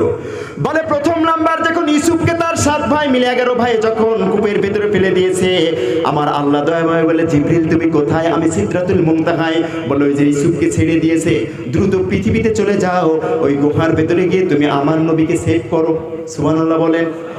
জিবরিল বলে আমি 7 জামান পেরিয়ে লামাকান লাজামান সিদরাতুল মুনতাহা, সপ্তম আকাশ, ষষ্ঠ আকাশ, পঞ্চম আকাশ, চতুর্থ আকাশ পাস হতে হতে দুনিয়াতে এসে আমি ইউসুফ আলাইহিস সালামকে কোলে করে তাকে বাঁচিয়েছি। বলে দ্বিতীয় নাম্বার ডিউটি কোনটায় 600 পাখা লেগেছে? আল্লাহ নবীকে বলে জিবরিল ইয়া রাসূলুল্লাহ ইয়া হাবিবাল্লাহ, দ্বিতীয় নাম্বার যেইটা সেইটা আর কিছুই নয়, সেটি হচ্ছে ইসমাঈল আলাইহিস সালামকে যখন ইব্রাহিম কুরবানি করবে, বিসমিল্লাহ আল্লাহু আকবার বলে যখন তরবারি চালাবে, আল্লাহ বলে তুমি কোথায়? বললাম সিদরাতুল মুনতাহা। বলে ওইখান থেকে দ্রুত জান্নাতে দুম বানিয়ে তুমি ইসমাঈলকে সরিয়ে তার পরিবর্তে দুম বানিয়ে ওইখানে প্রেজেন্ট করো, ছুরির কোনো একটি চার পরিমাণের আঘাত যেন আমার ইসমাঈলের গলায় না লাগে। বলে দুইটা শুনলাম, তৃতীয়টা? বলে তৃতীয়টি হচ্ছে ওইটা, ও জিবরাইল আল্লাহ নবীকে ডাক দিয়ে বলে ইয়া রাসূলুল্লাহ, তৃতীয়টি হচ্ছে ওইটা। তাইফের ময়দানে যখন আপনাকে পাথর মেরে মেরে যখন হত্যা করার পরিকল্পনা হচ্ছিল, আপনার শরীর মোবারক থেকে এক ফোঁটা রক্ত যখন জমিনের দিকে পড়তে শুরু করেছে, আল্লাহ আমাকে বলে তুমি কোথায়? আমি বললাম আমি আমি আমি সিদরাতুল মুনতাহা। দ্রুত চলে যাও, ওই জমিনে যদি ওই রক্তের ফোঁটা আমার নবীর পড়ে যায়, জমিন আমার অর্ডার পর্যন্ত অপেক্ষা করবে না, তাইফবাসীদেরকে হত্যা করবে। দ্রুত গিয়ে তুমি ওই রক্তটা সেভ করো। আল্লাহ নবীকে বলে ইয়া রাসূলুল্লাহ, ওইখান থেকে প্রথম আসমান এবং পৃথিবীর জমিনে এসে ওই রক্তটা হাফ সেকেন্ড বা ন্যানো সেকেন্ড বা পিকো সেকেন্ডের পূর্বেই আমি জিবরিল এসে হাত দিয়ে সেভ করে ফেলেছিলাম। তাহলে ডিউটি হলো কয়টা? ও মুসলমান, এবার জিবরিল বলে ইয়া রাসূলুল্লাহ, কিয়ামত দিবসের পূর্বে আল্লাহ আমাকে একদিন বলেছিলেন ওই যে জান্নাতুল ফেরদাউস যেটা আমি ইমানদার যুবকদের জন্য বানিয়ে রেখেছি, যুবক হয়ে যারা যুবক অবস্থায় আমি আল্লাহর কুদরতি পায়ে সিজদা করে আমি আল্লাহকে ভয় করে ওদের জন্য কি নিয়ামত সম্পদের জন্য জান্নাতুল ফেরদাউস আমি বানিয়েছি, এর এক প্রান্ত থেকে অন্য প্রান্ত তোমার 600 পাকার সকল শক্তি প্রয়োগ করে তুমি অতিক্রম করো। কিন্তু ইয়া রাসূলুল্লাহ, আল্লাহর জাতের নামে কসম করে বলি, আমি একদিন নয়, 2 দিন নয়, 70,000 বছর জান্নাতুল ফেরদাউসের এক প্রান্ত থেকে আমি 600 পাখা অতিক্রম করে আরেক প্রান্তে যেতে চেয়েছি, কিন্তু আমি অর্ধেক পর্যন্ত পথ কোনোদিন খুঁজে পাই নাই। 70 বছরেও জান্নাতুল ফেরদাউসের এরিয়া অর্ধেকও ক্রস করতে পারে নাই। তাহলে কত বড় জান্নাত! দয়াময় আল্লাহ বলে ও যুবক, একবার আল্লাহ বলে তুমি একটা সিজদা করবে, আমি আল্লাহ দয়াময় হুর দ্বারা পরিপূর্ণ করে ওই বৃহৎ জান্নাত তোমার জন্য প্রস্তুত করে রেখেছি। হইলা না রে বন্ধু, তুমি হইলা না মাওলার, খোদার হুকুম না শুনিলা একটা কথাও তার, তুমি হইলা না মাওলার। ঠিক কিনা? কথা বলে না, ঠিক কিনা? হো ভুবনে গাথিলা তুমি মিছে প্রেমের মালা, সেই মালা হবে শেষে দোজখের জ্বালা। হুর হাসে তোমায় দেখে, তুমি হইলা কার, তুমি হইলা না মাওলার। ঠিক কিনা? কথা বলেন ঠিক কিনা? আল্লাহ আমাদের যুবক ভাইদেরকে ওই আল্লাহর জন্য কবুল করুন, বলুন আমিন। কোরআনের জন্য, বিশ্বনবীর দ্বীনের দাওয়াতের জন্য কবুল করুন, বলুন আমিন। ভাইরা আমার, আল্লাহর নবী 39 পরে 40 নম্বরে হযরত ওমরকে বরণ করে নিয়েছেন ইসলামে, মনে আছে তো? কথা বলে না? তাহলে কজন হয়েছে? কথা বলেন। 40 জন। এবার আল্লাহর নবী 40 জন নিয়ে প্রকাশ্যে দাওয়াতি কাজ করছে কাবার প্রান্তরে। আল্লাহর নবী ডাক দিয়ে বলে আপনি সামনে যান। ওমর বলে আমি বাম পাশে, ডান পাশে হামজা। কাবার প্রান্তরে গিয়ে ওমর বলতেছে আমার পেছনে আছে 16 জন আর বাকি সাহাবীগুলি। আমি বললাম লিল্লাহি তাকবীর, আল্লাহু আকবার বলে গোটা জগৎটি মুখরিত হয়ে গিয়েছিল, বলুন সুবহানাল্লাহ। আবু জাহেল দেখতেছে হায় রে, আমরা হইলাম মক্কার নেতা, সবাই শুনে আমাদের কথা, আমরা মিথ্যা আইন তৈরি কইরা দেই বক্তৃতা, সবাই যদি শুনে মুহাম্মাদের কথা, সবাই যদি মানতে থাকে আল কোরআনের কথা, অবশ্যই এমন একটা সময় আসবে মুহাম্মদ এবং তার অনুসারীরা খাবে জুতা। কি খাবে? কথা বলে না, কি খাবে? জুতা খাবে। তাহলে এবার আবু জাহেল চিন্তা করলো এমন একটি বৈঠক করব মুহাম্মাদের কোরআন যেন কেউ শুনতে না যায়, মুহাম্মাদের কোরআন যেন কেউ শুনতে না যায়। তার নাদোয়া নামক একটা সংসদ ছিল যেখানে আইন পাশ হতো, ওইখানে আবু সুফিয়ান, উতবা, সাইবা, ওয়ালিদ ইবনে মুগিরা সবাইকে নিয়ে একটা বৈঠক করতেছেন। এরপর ওর ভেতরে একজন মুরব্বী হিসেবে একজন মুরব্বী বৃদ্ধ অবস্থায় এসে বসেছেন। এবার ওরা পরামর্শ করছে তাহলে মোহাম্মদকে কি করতে হবে? দেশ থেকে অন্য দেশে নির্বাস করে দাও। কেউ বলছে যে না, সেটা করার দরকার নেই, তাকে জেলে আটকিয়ে রাখো। এরপর ওই মুরব্বী বলছে তোমাদের কোনো বুদ্ধি হচ্ছে না। এখন বলে আপনি কি? আপনাকে তো আগে পরে কোথাও দেখি নাই। বলে আমি বললাম বিশ্ব মুরব্বী। কি মুরব্বী? বিশ্ব মুরব্বী। বলে সে কিরকম? বলে আদমের চাইতে আমার বয়স বেশি। আচ্ছা বলুন তো এই বিশ্ব মুরব্বীটা কে? এই তো বুঝতেছেন, শয়তান। বলে তা কি করতে হবে? ওকে সরিয়ে দাও। সরিয়ে দাও মানে কি? হত্যা করে দাও। আল্লাহ এটা সূরা আনআমের ভেতরে কোট করে দিয়েছেন। ও নবী 3টি আইন পাশ করেছে আবু জাহেল তোমার বিরুদ্ধে, কিন্তু আমি আল্লাহ বলছি ওয়ানকুরুল্লাহু আল্লাহু খায়রুল মাকিরিন, আমি আল্লাহ হচ্ছে উত্তম কৌশলী। আর একটু জোরে বলুন সুবহানাল্লাহ, নারায়ে তাকবীর। এরপর মুরব্বীর কথা অ্যাকসেপ্ট করলেন। পর আবু জাহেল চিন্তা করলেন যে না, তাকে সরিয়ে দিতেই হবে, এটাই সঠিক সিদ্ধান্ত। তবে সরাসরি যদি প্রোটেস্ট করে তাকে হত্যা করি তাহলে জনপ্রিয়তা আমাদের বিপক্ষে চলে যাবে। তাহলে কি করতে হবে? তাকে হুজুর দিয়ে, হুজুরের মাধ্যমে ভুল নবী প্রমাণ করে জনগণকে প্রতারণা করতেছে, ধোঁকা দিচ্ছে, এটা প্রমাণ করে 60,000 মানুষের সামনে আমি মুহাম্মদকে হত্যা করব। নাউজুবিল্লাহ বলেন। মুসলমানদেরকে সুরক্ষা দেয় কে? মুসলমানদেরকে অ্যাকসেপ্ট করে কে? কাফেরদের বিরুদ্ধে মুসলমানদেরকে বাঁচিয়ে রহমতের কোলে টান দিয়ে নেন তিনি কে? এবার আবু জাহেল চিন্তা করলো, হাই রে, সরাসরি যদি মেরে ফেলি শয়তানের বুদ্ধি নিয়ে মুহাম্মদকে হত্যা করবে, দাওয়াতি কাজকে স্টপ করে দিবে, কোরআনকে দুনিয়া থেকে উঠিয়ে দিবে। 40 জন মুসলমান হয়েছে, তার ভিতরে ধনাঢ্য ব্যক্তিরাও রয়েছে, তাহলে দাওয়াতি কাজ ফরমাট করতে হবে, ধ্বংস করতে হবে, হুজুর দিয়ে হুজুর মারতে হবে। এবার হাবিব বিন মালিক কি মদিনার বুকে এমন একজন ইহুদিদের বড় লিডার, বড় পণ্ডিত, তার কাছে আবু জাহেল তার দলদর্শী সবাই মিলে চলে গেলেন। এবার বলে হাবিব বিন মালিক কে বলেছেন? কাব বিন মালিক। আমার জগতে, আমার মক্কায়, আমার ওই শহরে একজন নবীর আবির্ভাব হয়েছে, যার নাম হচ্ছে মুহাম্মদ। কারো কথা মানে না, কারো কথা শোনে না, তাকে হত্যা করতে হবে। কিন্তু সরাসরি হত্যা করলে আমাদের পক্ষে তো জনমত থাকবে না, জনপ্রিয়তা থাকবে না। তুমি হুজুর হয়ে, তুমি তাওরাতের হাফেজ, তুমি জাবুরের হাফেজ, তুমি ইনজিলের হাফেজ, তুমি গিয়ে যদি মুহাম্মদকে হত্যা করতে পারো তাহলে তোমাকে আমরা 7 বস্তা স্বর্ণের টাকা দিয়ে পুরস্কৃত করব। বলুন নাউজুবিল্লাহ। হাবিব বিন মালিক বলছে, ও আবু জাহেল, একজন নয়, দুইজন নয়, শত শত মানুষের সাথে আমি হাবিব বিন মালিক বহস করেছি, কিন্তু আমি হাবিব বিন মালিক তাওরাতের হাফেজ, ইনজিলের হাফেজ, বেদের হাফেজ, কিন্তু এই জগতে আসমানের নিচে জমিনের উপরে এই পর্যন্ত কোনো আলেম, কোনো হুজুর আমার বহসের উত্তর দিয়ে উত্তীর্ণ হতে পারে নাই। বলুন নাউজুবিল্লাহ। এবার হাবিব বিন মালিককে 4000 স্বর্ণের টাকা দিয়েছে, 4 বস্তা, আর 3 বস্তা বাকি রেখেছে। এবার বলছে তাহলে মুহাম্মদকে হত্যা করার পরিকল্পনা কি? হাবিব বিন মালিক বলছে আমি একটা করব শরিয়াতি প্রশ্ন, একটি করব তরিকাতি প্রশ্ন, একটি করব আধ্যাত্মিক প্রশ্ন। এই 3টি প্রশ্নের কোন না কোন জায়গায় মুহাম্মদ ভুল করবে। আমার সাথে থাকবে 12,000 সেনা সদস্য, তোমার পক্ষে থাকবে 60,000 সেনা সদস্য, 72,000 সেনা সদস্যের এক হাতে তরবারি, এক হাতে লাঠি। তুমি এমন একটি প্যান্ডেল করবে যেখানে 72,000 বসতে পারে, এমন একটি মঞ্চ করবে যেখানে আমি হাবিব বিন মালিক আন্তর্জাতিক অপরাধ ট্রাইব্যুনাল গঠন করে আমাকে তুমি ওইখানে সেভ করবে, এবং আমি মুহাম্মদকে 3টি প্রশ্ন করব। মুহাম্মদ কেন? মুহাম্মাদের বাবার বেটারও সাধ্য নাই আমার প্রশ্নের উত্তর দেওয়ার। বলুন নাউজুবিল্লাহ। তাহলে প্রশ্ন হবে কয়টি? কথা বলেন আরো জোরে। এবার যেমন কথা তেমন কাজ। হাবিব বিন মালিক বাড়িতে চলে আসলেন, মদিনার বুকে রয়ে গেলেন। আবু জাহেল চলে আসলেন। দিনটি ছিল 14ই রবিউল আউয়াল। আমি বলতেছিলাম আল্লাহর নবীকে সব চাইতে বড় কল্যাণ দিয়েছে কোরআন। সেই কোরআনের দাওয়াতের ফর্মুলা নিয়ে কথা বলছি, বুঝতেছেন তো ইনশাআল্লাহ? কথা বলেন, বুঝতেছেন? আবু জাহেল 14ই রবিউল আউয়াল দীর্ঘত রাতের ভেতরে এমন একটি ময়দান করেছেন 12,000 বসতে পারে, এবং মঞ্চের উপরে হাবিব বিন মালিকের জন্য একটি স্বর্ণের চেয়ার রেডি করে রেখেছেন, আর পাশে একটি রৌপ্যের চেয়ার রেডি করে রেখেছেন।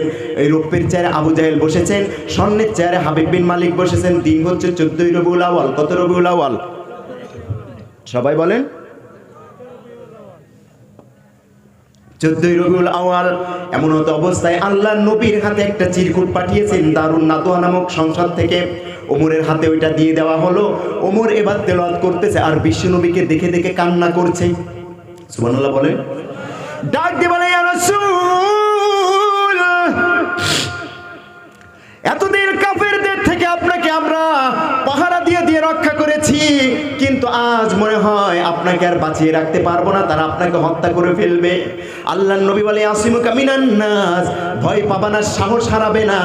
আল্লাহর দাওয়াতি কাজ যারা করে আল্লাহ রাব্বুল আলামিন তাদের পাহারাদার হয়ে যায়। এবার বলছে কিভাবে আমাদেরকে হত্যা করবে? ওমর ডাক দিয়ে বলে, ইয়া রাসূলুল্লাহ, সেটি হচ্ছে এরকম, এই চিরকুটের ভেতরে লিখেছে ওইখানে তার পক্ষে থাকবে 12,000, আবু জাহেলের পক্ষে থাকবে 60,000, কিন্তু আপনার পক্ষে মাত্র কেউ থাকতে পারবে না, একার ওইখানে উপস্থিত হতে হবে। তার মানে আমরাই আইন পাশ করব, আমরাই সমর্থন করব। যদি মনে করি ভুয়া নবী হত্যা করব, ভুল প্রশ্ন করলেও সঠিক উত্তর না দিতে পারলে তাকে হত্যা করব। আল্লাহর নবী বলে কোনো চিন্তা করতে হবে না। তোমার সাথে কজন আছে ওমর? বলে 39 জন। বলে 39 জন নাই, তার চাইতে বড় শক্তি আমাদের সাথে আছে, আমাদের আল্লাহ। বলুন সুবহানাল্লাহ। এবার বলছে ওই ময়দানে 72,000 মানুষের ভেতরে তোমরা 2 জন করে 20 জায়গায় বসে যাবে। যদি আমার মতের বিরুদ্ধে কোনো উল্টাপাল্টা জাস্টিস রায় দিয়ে থাকে, তোমরা 20 জায়গা থেকে 40 জন হাত তুলে বলবে এই রায় আমরা মানি না, রায় বদল করতে হবে। সুবহানাল্লাহ বলেন। তাহলে মঞ্চে যারা আছে ওরা মনে করবে যে আহা, তাহলে প্যান্ডেলে যারা আছে জনপ্রিয়তা আমাদের বিপক্ষে চলে যাচ্ছে, তৎক্ষণাৎ তারা রায় বদল করতে বাধ্য হবে। তোমরা তাহলে 20 জায়গায় 40 জন ছড়িয়ে ছিটিয়ে বসে যাও। বসে গেলেন, কিন্তু মঞ্চে এবার হাবিব বিন মালিক আছে স্বর্ণের চেয়ারে, রৌপ্যের চেয়ারে বসে আছে আবু জাহেল। আল্লাহর নবীর জন্য কোনো চেয়ার নাই। আবু জাহেল চিন্তা করেছিল মুহাম্মদ রাসূলুল্লাহকে কুরআনের নবী হিসেবে দাবি করার মজা আজকে দেখাবো, ওর জন্য কোনো চেয়ার রাখবো না, তাকে দাঁড় করিয়ে রেখে 72,000 মানুষের সামনে আমরা অপমান করব। বলুন নাউজুবিল্লাহ। কিন্তু আমার নবীর সম্মান বৃদ্ধি করেছেন কে? ক্ষমতার চেয়ার দিতে পারেন তিনি কে? কুলিল্লাহুম্মা মালিকাল মুলকি তুতিল মুলকা মান তাশা وتنزع الملك ممن تشاء وتعز من تشاء وتذل من تشاء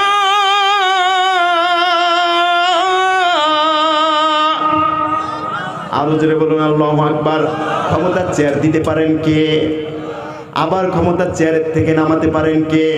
আবার কোরআনের ফর্মুলা অ্যাকসেপ্ট করলে জান্নাত দিয়ে দিতে পারেন তিনি কে? এজন্য বিশ্বনবী বলে একবার কোরআনের কাছে আত্মসমর্পণ করবে, আমার আল্লাহ দয়াময় বলে ওই যুবক ওই মুরব্বী যেই আসবে তাকে পদে পদে অক্ষরে অক্ষরে পাই টু পাই পণ করে তাকে মাফ করে আল্লাহ ফেরদাউসের ওয়ারিস বানিয়ে দিবে। আরো জোরে বলুন সুবহানাল্লাহ। এজন্য তো আদমকে সৃষ্টি করে আল্লাহ বলেছে সব ফেরেশতাদেরকে সিজদা কর, একজন করে নাই আজাজিল। এরপর শয়তানের রূপ নিল, 3টি পুরস্কার শয়তানকে আল্লাহ দিল। আদম বলে তুমি নিজ হাতে আমাকে বানিয়েছো, তো আমাকে যদি তুমি নিজ হাতে বানাও, কোরআনে কারিমের এটাই হচ্ছে অনন্য বৈশিষ্ট্য, যে কেউ অ্যাকসেপ্ট করবে তাকে আল্লাহ ধীরে ধীরে জান্নাতের পথের দিকে নিয়ে যাবে। সুবহানাল্লাহ বলে। এবার আদম বলছে তাহলে আমাকেও পুরস্কার দিতে হবে। বলে কি চাও? বলে তাহলে তোমাকে আমি মুলহিম দিলাম। আলেমেরা বুঝবেন আলহামা ইউলহামু আলহাম থেকে মুলহিম। বলে মুলহিম কি? বুখারীর বর্ণনা লা ইউলাদু লাকা ওয়ালাদুন ইল্লা ওয়াক্কালতু বিহি মান ইয়াহফাযুহু মান করনা আসু। মানব কোন সন্তান যখন মায়ের গর্ভে আসবে, রূহ দেওয়ার পাশাপাশি তার বক্ষ পিঞ্জরে মুলহিম নামক ফেরেশতা আমি দিয়ে দিব। অন্তরে একটা টোকা দিবে, যত বড় গুনার কাজ সামনে করুক না কেন বিবেকের উপর ওই ফেরেশতা একটা টোকা দিবে। দেয় কি দেয় না? যত বড় গুনার কাজ আপনি আমি করতে যাই না কেন, বিড়ি খান, গাঁজা খান, মদ খান, ধর্ষণ করেন, খুন করেন, গুনাতে রওনা হতে গেলেই বিবেকের উপর একটা টোকা দেয় কে? ওই মুলহিম, ওই শয়তানের ওয়াসওয়াসার থেকে ফিরিয়ে রাখার জন্য। আদম বলে না, নিয়ামত আরো বাড়াইতে হবে। বলে আরো বাড়াতে হবে? বলে হ্যাঁ। এরপর আল্লাহ বলছে আত্তাবতু মাফতুহুম মা কানা রূহু ফিল জাসাদ। বুখারীর বর্ণনা যে আদম এই ওয়াসওয়াসা উপেক্ষা করেও যদি কেউ গুনাহ করে, তবুও শরীরের ভিতরে যতক্ষণ রূহ আছে 100 বছর হায়াত পাবে। 1 মিনিট পূর্বেও যদি তওবার নিয়াতে আমি আল্লাহকে আল্লাহ বলে ডাক দেয়, সাথে সাথে আমি তাকে মাফ করে দিব। এরপর বলে হবে না, নিয়ামত আরো বাড়াইতে হবে। বলে দিলাম বাড়িয়ে। বলে কি? আদম সৃষ্টির 14,000 বছর পূর্বে আল্লাহ লৌহে মাহফুজে কুরআনুল কারীম লিপিবদ্ধ করে রেখেছেন। কুরআনটি নামিয়ে এনে আদমকে তেলাওয়াত করে শোনালেন সূরা জুমারের 53 নম্বর আয়াত, 24 পারা 3 নম্বর পৃষ্ঠা। তখন বললেন যে যত গুনাহ করো না কেন, আমি আল্লাহ ডাকতেছি, আমার রহমত থেকে নিরাশ হইও না। একটু জোরে বলুন সুবহানাল্লাহ। এরপর আদম আলাইহিস সালাম বলেন এই কোরআনটা আমার উপর নাজিল করো। বলেন না, ওটা বিশ্বসভার সভাপতি মুহাম্মদুর রাসূলুল্লাহর জন্য আমি অবধারিত করে রেখেছি।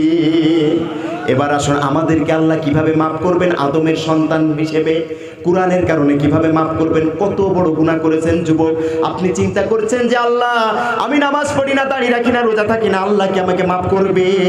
কিন্তু না, এটা সঠিক নয়। কোরআনের দাওয়াত নিয়ে আপনি ময়দানে নামবেন। আমার আল্লাহ রাব্বুল আলামিন বলেন যত বড় গুনাহ থাকুক না কেন, ওয়াসির মাধ্যমে ওয়াসির মতো আমি সবার গুনাহগুলিকে মাফ করে দিব। ওয়াসি বলে ইয়া রাসূলুল্লাহ আপনার চাচাকে হত্যা করেছি, আজ আমাকে কোরআনের অনুসারী বানিয়ে নেন। আল্লাহর নবী বলে ওয়াসি তুমি আমার সামনে কেন এসেছো? বলে আমি জান্নাতের অনুসারী হতে চাই কোরআনের ওসিলায়। বিশ্বনবী বলে আমি বলতে পারবো না। এবার বলে তাহলে আমিও কালিমা পড়তে পারবো না। আমার আল্লাহ বলে ও মুহাম্মদ কোরআনের অনুসারী হতে এসেছে, তাকে যদি আমি মাফ না করে আমি গফুর নামের মর্যাদা হয়ে যায়, জিবরিল এসে আয়াত নাযিল করলেন সূরাতুল ফুরকান 8 নম্বর 68 পারা নাম্বার 19 পৃষ্ঠা নাম্বার 4, ওয়াল্লাযীনা লা ইয়াদউনা মা'আল্লাহি ইলাহান আখার ওয়া লা ইয়াকতুলুনা আন-নাফসাল্লাতী হারামাল্লাহু ইল্লা বিল হাক্কি ওয়া লা ইয়াজনুন। ও নবী, ওয়াহির মাধ্যমে আপনার সকল উম্মতদেরকে জানিয়ে দেন, কোন মানুষ যদি শিরকের গুনাহ, কোন মানুষ যদি জিনা করার মতো কবিরা গুনাহ, কোন মানুষ যদি মানুষ হত্যা করার মতো কবিরা গুনাহ না করে, এরপর তওবা করার সঙ্গে সঙ্গে কোরআনের বরকতে আমি ওর জীবনের সব গুনাহগুলি মাফ করে দিব। আর জোরে বলুন সুবহানাল্লাহ। খুশি হয়েছেন কি হন নাই? কিন্তু ওয়াহশী খুশি হয় নাই, বলে হবে না, কারণ শিরকের গুনাহ, জিনার গুনাহ, মানুষ হত্যার গুনাহ আমি ওয়াহশী জীবনে কত করেছি নিজেই ক্যালকুলেটর দিয়েও হিসাব করে বলতে পারবো না, ঠিক কিনা? কথা বলেন। আমির হামজা রাদিয়াল্লাহু আনহাকে হত্যা করেছে, পা টুকরা করেছে, হাত টুকরা করেছে, লজ্জাস্থান পর্যন্ত 4 টুকরা করেছে, কতগুলি ধর্ষণ করেছে, কতগুলি খুন করেছে, 360টি মূর্তির গোলামি করেছে। এরপরও আল্লাহ বলছেন এই 3টি গুনাহ না থাকলে আমি তাকে মাফ করব। ওয়াহশী বলছে এই 3টি গুনাহই তো আমার সবচাইতে বেশি, তাহলে আল্লাহ তো আমাকে মাফ করবে না, আমি কোরআনের অনুসারীও হতে পারবো না। সুবহানাল্লাহ বলেন। ওয়াহশী চলে যায়, আল্লাহর নবী বলে ওয়াহশী চলে যাও না, আল্লাহ আবার আয়াত পাঠিয়েছেন। আল্লাহ বলে ওয়াহশীর মাধ্যমে গোটা মানব জাতিকে জানিয়ে দেন, সূরা ফুরকানের 70 আয়াত নাম্বার 70 পারা নাম্বার 19 পৃষ্ঠা নাম্বার 5 আবার বলছে ইল্লা মান তাবা ওয়া আমানা ওয়া আমিলা আমালান সলিহান ইলা আখিরিল আয়া। এই 3টি গুনাহ কারো জীবনীতে আছে, এরপরেও যদি কেউ তওবা করে ইসলামে ভালো ভালো নেকের কাজ করতে শুরু করে দেয়, আমি আল্লাহ দয়াময় তার জীবনের সব গুনাহগাতা মাফ করে দিব। তার মানে শিরকের গুনাহ, জিনার গুনাহ, ধর্ষণের গুনাহ, মানুষ হত্যার গুনাহ আপনার আমার জীবনীতে আছে, মনে করুন। এরপরও ইসলাম গ্রহণ করে ভালো নেকের কাজ করবেন, তারপরেও আল্লাহ কোরআনের বরকতে ওই গুনাহ মাফ করে দিবেন। তিনি কে? আরো জোরে বলুন, তিনি কে? ওই আল্লাহ মাফ করে দিবে। ওয়াহশী বলে আমি খুশি হতে পারলাম না, পারবো না। বলে কেন? আপনি না বলেছেন কোরআনের অনুসারী হলে প্রথম কাতারে আমরা জান্নাতি। আল্লাহই তো বলেছে যে তোমার ওই 3টি গুনাহ আল্লাহ মাফ করবে, কারণ কোরআনের বরকতে তুমি কোরআনের কাছে আত্মসমর্পণ করতে এসেছো, তুমি তওবা করো। বলে পারবো না। তা কেন? বলে আপনার আল্লাহ আবার বলেছে ইসলাম গ্রহণ করে তওবা করে ভালো ভালো কাজ করতে হবে, কিন্তু আমি ইসলাম গ্রহণ করলাম, যদি ভালো ভালো কাজ না করতে পারি, সুবহানাল্লাহ কয় না, আমি যদি ভালো কাজ না করতে পারি তাহলে তো আল্লাহ আমাকে মাফ করবে না। বিশ্বনবী বলেন তাহলে তো আমারও কিছু করার নাই। কিন্তু যার হুকুম ছাড়া একটা আয়াতও বর্ণনা করেন না, তিনি কে? মুহাম্মদ সাল্লাল্লাহু আলাইহি ওয়াসাল্লাম। ইন হুয়া ইল্লা ওয়াহয়ু ইউহা আল্লামাহু শাদীদুল কুওয়া। আল্লাহ ডাকতে বলে ইয়া রাসূল, আমি কোরআন তোমাকে দিয়েছি তো জাহান্নামে দেওয়ার জন্য না, আমি আদমকে সৃষ্টি করে তার পিঠের উপরে হাত রেখেছি, পৃষ্ঠদেশ থেকে কিয়ামত পর্যন্ত যত মানুষ আসবে সবার রূহ চলে গিয়েছে, ওই রূহের অনুসারে এক একটা রূহের জন্য এক একটা জান্নাতে আমি ঘর বানিয়ে রেখেছি, মহল বানিয়ে রেখেছি। আমি চেষ্টা করব সর্বোত্তম দিয়ে ক্ষমা করে তাকে জান্নাতে দেওয়ার জন্য। আবার আয়াত নাজিল করেছেন সূরা নিসার 148 এবং 116 নম্বর আয়াত 5 নম্বর পারার ভিতরে বর্ণনা করেছেন ইন্নাল্লাহা লা ইয়াগফিরু আন ইউশরাকা বিহি ওয়া ইয়াগফিরু মা দুনা যালিকা লিমান ইয়াশা। ওয়াহশীর মাধ্যমে আপনার সকল উম্মতকে, গোটা মানব জাতিকে জানিয়ে দেন, কোন মানুষ যদি এই গুনাহগুলি 3টি করেছে, তওবা করে ইসলাম গ্রহণ করেছে, ভালো ভালো নেকের কাজ করতে পারে নাই, এরপরও যদি ওই ব্যক্তি মারা যায়, কিয়ামত দিবসে কোরআনকে ওসিলা করে আমি যাকে খুশি তাকেই মাফ করে জান্নাতি করে দেব। কথা কি বুঝেছেন?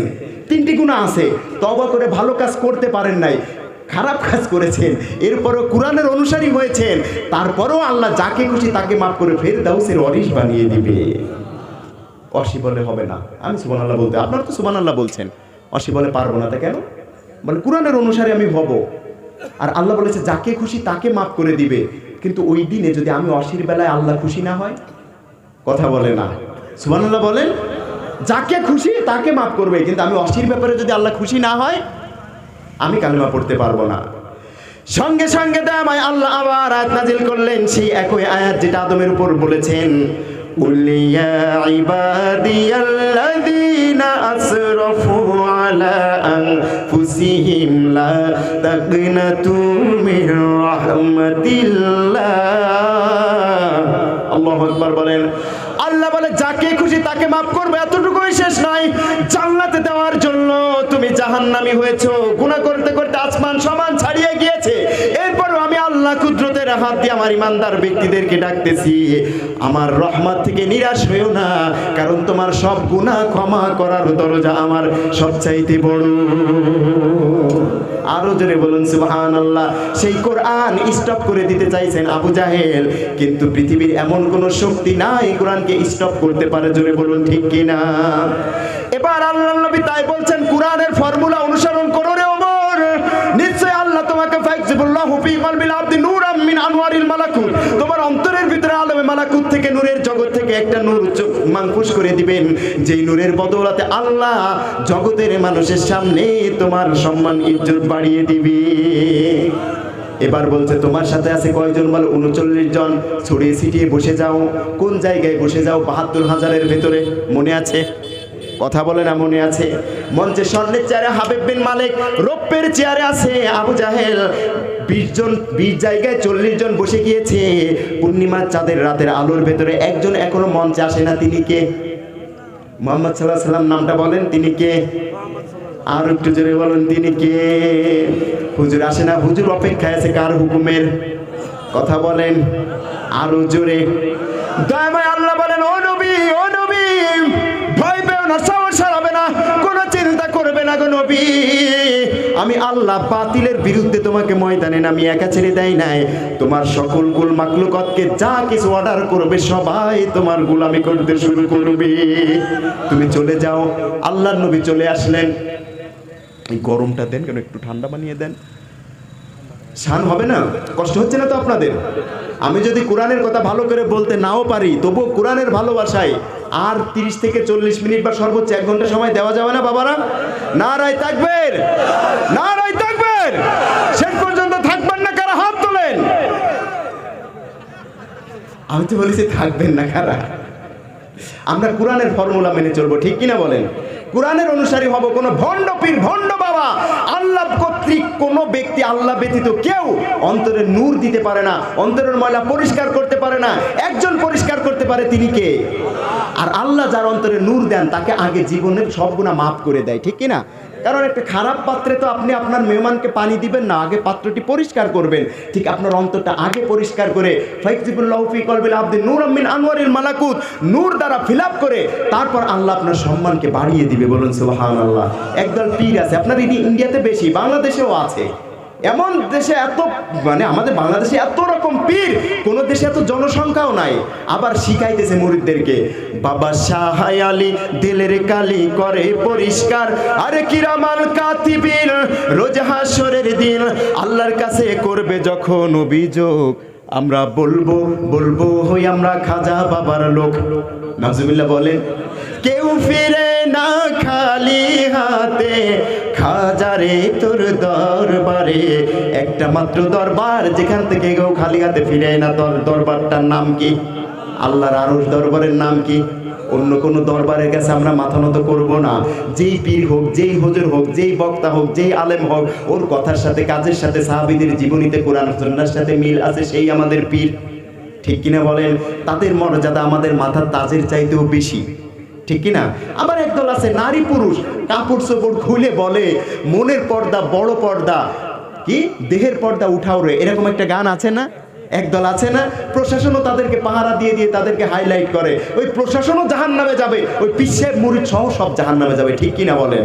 আল্লাহর নবীর চাইতেও আল্লাহর দিদার আর কারোর সাথে বেশি হয়েছে সাক্ষাতে সরাসরি।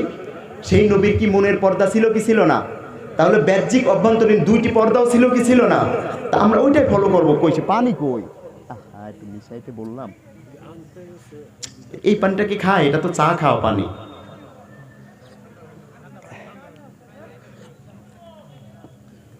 তাহলে সামনে বসে আছে 72,000, ভেতরে আছে মাত্র 40 জন। মাত্র কয়জন? মঞ্চে আছে স্বর্ণের চেয়ারে কে? হাবিব বিন মালিক। রৌপ্যের চেয়ারে কে? আবু জাহেল। সুবহানাল্লাহ বলেন। এবার বিশ্বনবী কেবল পা মোবারক মঞ্চে রেখেছেন, প্যান্ডেল এই কি বলে মঞ্চে। একবার সুবহানাল্লাহ আগেই বলেন। হাবিব বিন মালিক তাকিয়ে দেখেন, আবু জাহেলকে বলে এই কি মুহাম্মদ? বলে হ্যাঁ এই সেই মুহাম্মদ। হাবিব বিন মালিক তাওরাত, জাবুর, ইনজিল সব ধর্মগ্রন্থের হাফেজ। ইহুদি গোত্রের ওর চাইতে বড় কোনো লিডার তৎকালীন জামানায় ছিলেন না। এবার তাকিয়ে মনে মনে বলতেছেন, হাই রে চেহারা, তাওরাতে যার চেহারার বর্ণনা আসছে, ইনজিল কিতাবের ভেতরে যার চেহারার বর্ণনা আসছে, সকল ধর্মগ্রন্থ বেদ বাইবেলে যার চেহারার বর্ণনা আসছে, আমি হাবিব বিন মালিক তো আজকে স্বপ্নের সেই নবীকে আমি বাহ্যিক অভ্যন্তরীণ দুইটি ভাবেই সামনে আমি দেখতে পেয়েছি। আর জোরে বলুন সুবহানাল্লাহ। সব ধর্মগ্রন্থে আমার নবীর নাম আছে না নাই? হাইরে চেহারা হাবিব বিন মালিক পরবর্তীতে ইসলামের ইতিহাস বর্ণনা করে বলেন, ও জগতের মানুষ, আমি দেখতে পেলাম আমার নবীর নূরময় চেহারাটা যখন ওই প্যান্ডেলের উপরে ফোকাস মেরেছে, আকাশের ওই ঝিলিক এমনকি বিজলি চমকাইলে যেমন আলোকময় হয়ে যায় জগৎটা, আমার নবীর নূরময় চেহারার কারণে গোটা প্যান্ডেলের সকল মানুষের মুখটা বিশ্ব নবীর নূরে নূরান্বিত আলোকময় হয়ে গেছে। কি চেহারা রে! হালিমাতুস সাদিয়া ডাক দিয়ে বলে, আমেনা রে, এই জগতের বড় বড় ধনাঢ্য ব্যক্তিদের সন্তানদেরকে আমি লালিত পালিত করি, কিন্তু আমি আল্লাহর জাতের নামে কসম করে বলি এমন নূরময় আলোকময় চেহারা আমি কোথাও দেখি নাই। আমেনা ডাক দিয়ে বলে, আমিও কোনোদিন দেখি নাই। আব্দুল মুত্তালিব ডাক দিয়ে বলে, আমি কাবার মুতাওয়াল্লি হওয়ার কারণে আমি সিরিয়া, ইয়াসরিব, কাশ্মীর বিভিন্ন রাষ্ট্রের সাথে আমি ব্যবসা বাণিজ্যে লিপ্ত থেকেছি।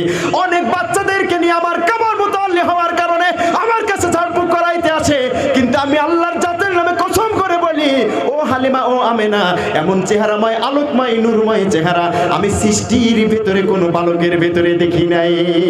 এবার জিবরিল মানুষের সুরত নিয়ে এসে বলে, আমেনা, ও হালিমাতুস সাদিয়া, ও বাইতু আব্দুল মুত্তালিব, এমন বালক তোমরা কিভাবে দেখবে? আমি জিবরাইল স্বয়ং আল্লাহ আমাকে পাঠিয়েছে। আরো একটু জোরে বলেন। এবার ডাক দিয়ে বলে, আবু তালেব, ও হালিমা, ও আমিনা, আমি দেখতে পেয়েছি আদম থেকে মুহাম্মদ পর্যন্ত সকল মানুষকে আমি দেখেছি। ফেরেশতাদের সর্দার হিসেবে আমি সব ফেরেশতাদেরকে দেখেছি। জান্নাতের হুল গেলমান যেটা জান্নাতীদের জন্য আল্লাহ প্রস্তুত করেছে সব হুল গেলমান দেখেছি। জলস্থলের সকল প্রাণীদেরকে আমি দেখেছি। ইউনূস আলাইহিস সালাম প্রত্যেকটি নবীর কাছে আমি ওহী নিয়ে গিয়েছি। ইউনূসকে মাছের পেটে দেখেছি, ঈসা আলাইহিস সালামকে চতুর্থ আসমানে দেখেছি, আদমকে আমি জান্নাতের ভেতরে দেখেছি, ইব্রাহিমকে আমি আগুনের ভেতরে দেখেছি, ইব্রাহিমকে আমি আগুনের ভেতরে দেখেছি, ইসমাইলকে আমি সুরির তলে দেখেছি, আমি ইউসুফকে আমি কূপের ভেতরে দেখেছি। এক একটা নবীকে আমি এক এক জায়গায় দেখেছি, কিন্তু আল্লাহর জাতের নামে কসম করে বলি ওই নবীদের ভেতরে, ফেরেশতাদের ভেতরে, হুল গেলমানের ভেতরে আমি জিবরাইল আলাইহিস সালাম এরকম মুহাম্মাদের মতো আলোকময় নূরময় চেহারা কোথাও দেখি নাই। আরো জোরে বলুন সুবহানাল্লাহ। এজন্য আল্লাহর নবীর চেহারার বর্ণনা এসেছে। আয়েশা সিদ্দিকা বলে, ও জগতের মানুষ, শুনে রাখো, প্রতিটি মানুষ তোমাদের একটা সূর্য পূর্ব দিক থেকে উদয় হয়, পশ্চিম দিক থেকে অস্তমিত যায়, কিন্তু আমার একটা সূর্য আমার হুজরার ভেতরে ঈশার নামাজ পড়ে উদয় হয়, সেটি হচ্ছে আমার স্বামী আমার নবী মুহাম্মদ। বলুন সুবহানাল্লাহ। ওকানা বাইনা কাতিফাইহি খাতামুন নবুওয়া। শুধু কি চেহারা, পিঠের বাম দিকে একটা মাহরে নবুওয়া আল্লাহ দিয়েছিলেন। উনি যে শেষ নবী, কাসরিল হাজালা, কবুতরের ডিমের মতো একটা চিহ্ন বাম পাশে ছিল। বলুন সুবহানাল্লাহ। এই বর্ণনা আবার তাওরাতের ভেতরে এসেছে। এক সাহাবী বলছে, বিশ্বনবী ওয়াজ করছে, বান্দার হক কখনো আল্লাহ মাফ করেন না, আল্লাহটা আল্লাহ মাফ করবে। বান্দা যতক্ষণ না মাফ করবে আল্লাহ বান্দার হক মাফ কথা বলে না, করবে না। তখন ওই সাহাবী বলছে যে হুজুর, তাই যদি হয়, জিহাদের প্রান্তরে আপনার চাবুকের পিঠে আমার পিঠে পড়েছিল, আমি ওইটা আপনাকে এখন দিয়ে শোধ করে দিতে চাই। নাউজুবিল্লাহ বলেন। ওমর বলছে, আয় তোকে শোধ করাইতেছি, আয়। আল্লাহ নবী বলে, না, এটা বান্দার হক, তাকে কিসসটা আদায় করতে দাও। এবার ওই সাহাবী বিশ্বনবীর পিছনে চলে গেলেন, চাবুক বের করলেন। এবার বলল, হুজুর, দুর্ভিক্ষের সময়ের যুদ্ধ, আমাদের গায়ে জামা ছিল না, আপনিও জুব্বা খোলেন। ওমরকে আর ঠেকায় কে? সঙ্গে সঙ্গে তরবারি বেরিয়ে বলে, হুজুর আপনি একটু অনুমতি দেন, ওরে আমি কিসস আদায় করাইতেছি। আল্লাহ নবী বলে, ওমর না, কারণ এটা বান্দার হক। আমি মুহাম্মদ, তবুও যদি আল্লাহ আমাকে প্রশ্ন করে, এমন কোনো মানুষ নাই প্রশ্ন করলে উত্তর দিয়ে হিসাব দিয়ে আল্লাহর সামনে দিয়ে পার পেতে পারে। ঠিক কিনা বলেন? আয়েশা সিদ্দিকা রাদিয়াল্লাহু আনহা বলছে, যদি তাই হয়, যদি আল্লাহ আপনাকে সেই প্রশ্নটা করে, বোঝেন নাই? আল্লাহ যদি প্রশ্ন করেই বসে, হিসাব চেয়েই বসে, একটা চুল না একটা অনুপরিমাণ কিছুর হিসাব দিয়ে আল্লাহর সামনে দিয়ে জান্নাতে যেতে কেউ পারবে না। এখন আয়েশা সিদ্দিকা রাদিয়াল্লাহু আনহা বলছে, তার যদি আপনাকে প্রশ্ন করে, তখন হুজুর একটু চুপ মেরে কিছুক্ষণ পরে বলছে, না আয়েশা, আমি নবী মুহাম্মদ ও আল্লাহর সামনে দিয়ে হিসাব দিয়ে জান্নাতে যেতে পারবো না। আল্লাহু আকবার বলে না। এবার ওই সাহাবী বলছে, জুব্বা খুলেন। আল্লাহ নবী খুললেন। আল্লাহ নবী জুব্বা খুললেন। ও মুসলমান, জুব্বা খোলার সঙ্গে সঙ্গে সাহাবী পেছন থেকে আমার নবীকে জড়িয়ে ওই মাহরে নবুওয়ার উপরে চুমু দিয়ে জাহান্নামের আগুন থেকে তার শরীরটাকে মুক্ত করে নিয়েছেন। ডাক দিয়ে বলে, ইয়া রাসূল, এই ছোট্ট নাটকটা করার কারণে আপনি আমাকে মাফ করবেন। আপনি মুহাম্মদকে খালি গায়ে কোনোদিন মানুষ দেখতে পারে না, এই নাটকটি করেছি আমি, তাওরাতের বর্ণনা শুনেছি, ওইখানে যদি কেউ নিজে চোখে দেখে, ওইটা যদি কেউ চুম্বন করতে পারে, আমার আল্লাহ দয়াময় তাকে জাহান্নামের আগুন থেকে মুক্তি দিয়ে দিবে। কি চেহারা, কি চেহারা! আল্লাহ নবী মুতাল্লিজুল আসনান, পরিপাটি দাঁত, মুস্তাওয়াল জাবিল, প্রশস্ত ললাট, এত সুন্দর চেহারা, মুস্কে হাসি, যখন জান্নাতের হাসি হাসতেন ওই নূরময় চেহারা দিয়ে। ইজা তাকাল্লামা রুইয়াকান নূর ইয়াখরুজু মিন বাইনি থানায়া। আব্বাস রাদিয়াল্লাহু আনহু বলছেন ওই দাঁতের ভেতর দিয়ে যেন বিজলি চমকানোর মতো নূরের ঝিলিক বাহির হতো। এই চেহারা একবার আল্লাহ যেন আমাদের স্বপ্নে দেখায়, বলুন আমিন। আরো জোরে বলুন, আল্লাহ যেন কমপক্ষে জীবনে একবার হলে ওই নবীকে স্বপ্নে দেখায় জাহান্নাম হারাম করে দিতে পারে, বলুন আমিন। হৃদয় মাঝে তোমার ছবি ভাসে সারাক্ষণ, তোমায় ভেবে প্রশান্তি পাই অশান্ত মন। ঠিক না? তোমার প্রেমে পড়লে দুরু,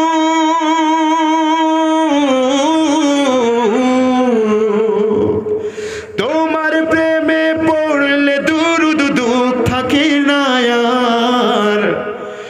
নাও ডেকে নাও একবার আমায় রওজাতে তোমার, নাও ডেকে নাও একবার আমায়। চুপ করে থাকেন কেন, মুখ চোরা কেন? গান আমার সাথে।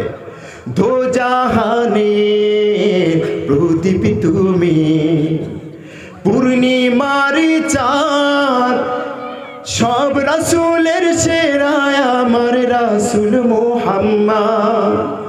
আল কোরআনের প্রতিচ্ছবি,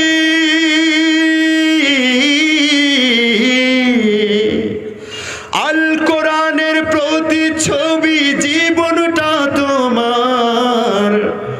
নাও ডেকে নাও একবার আমায় রওজাতে তোমার, নাও ডেকে নাও একবার আমায় রওজাতে তোমার।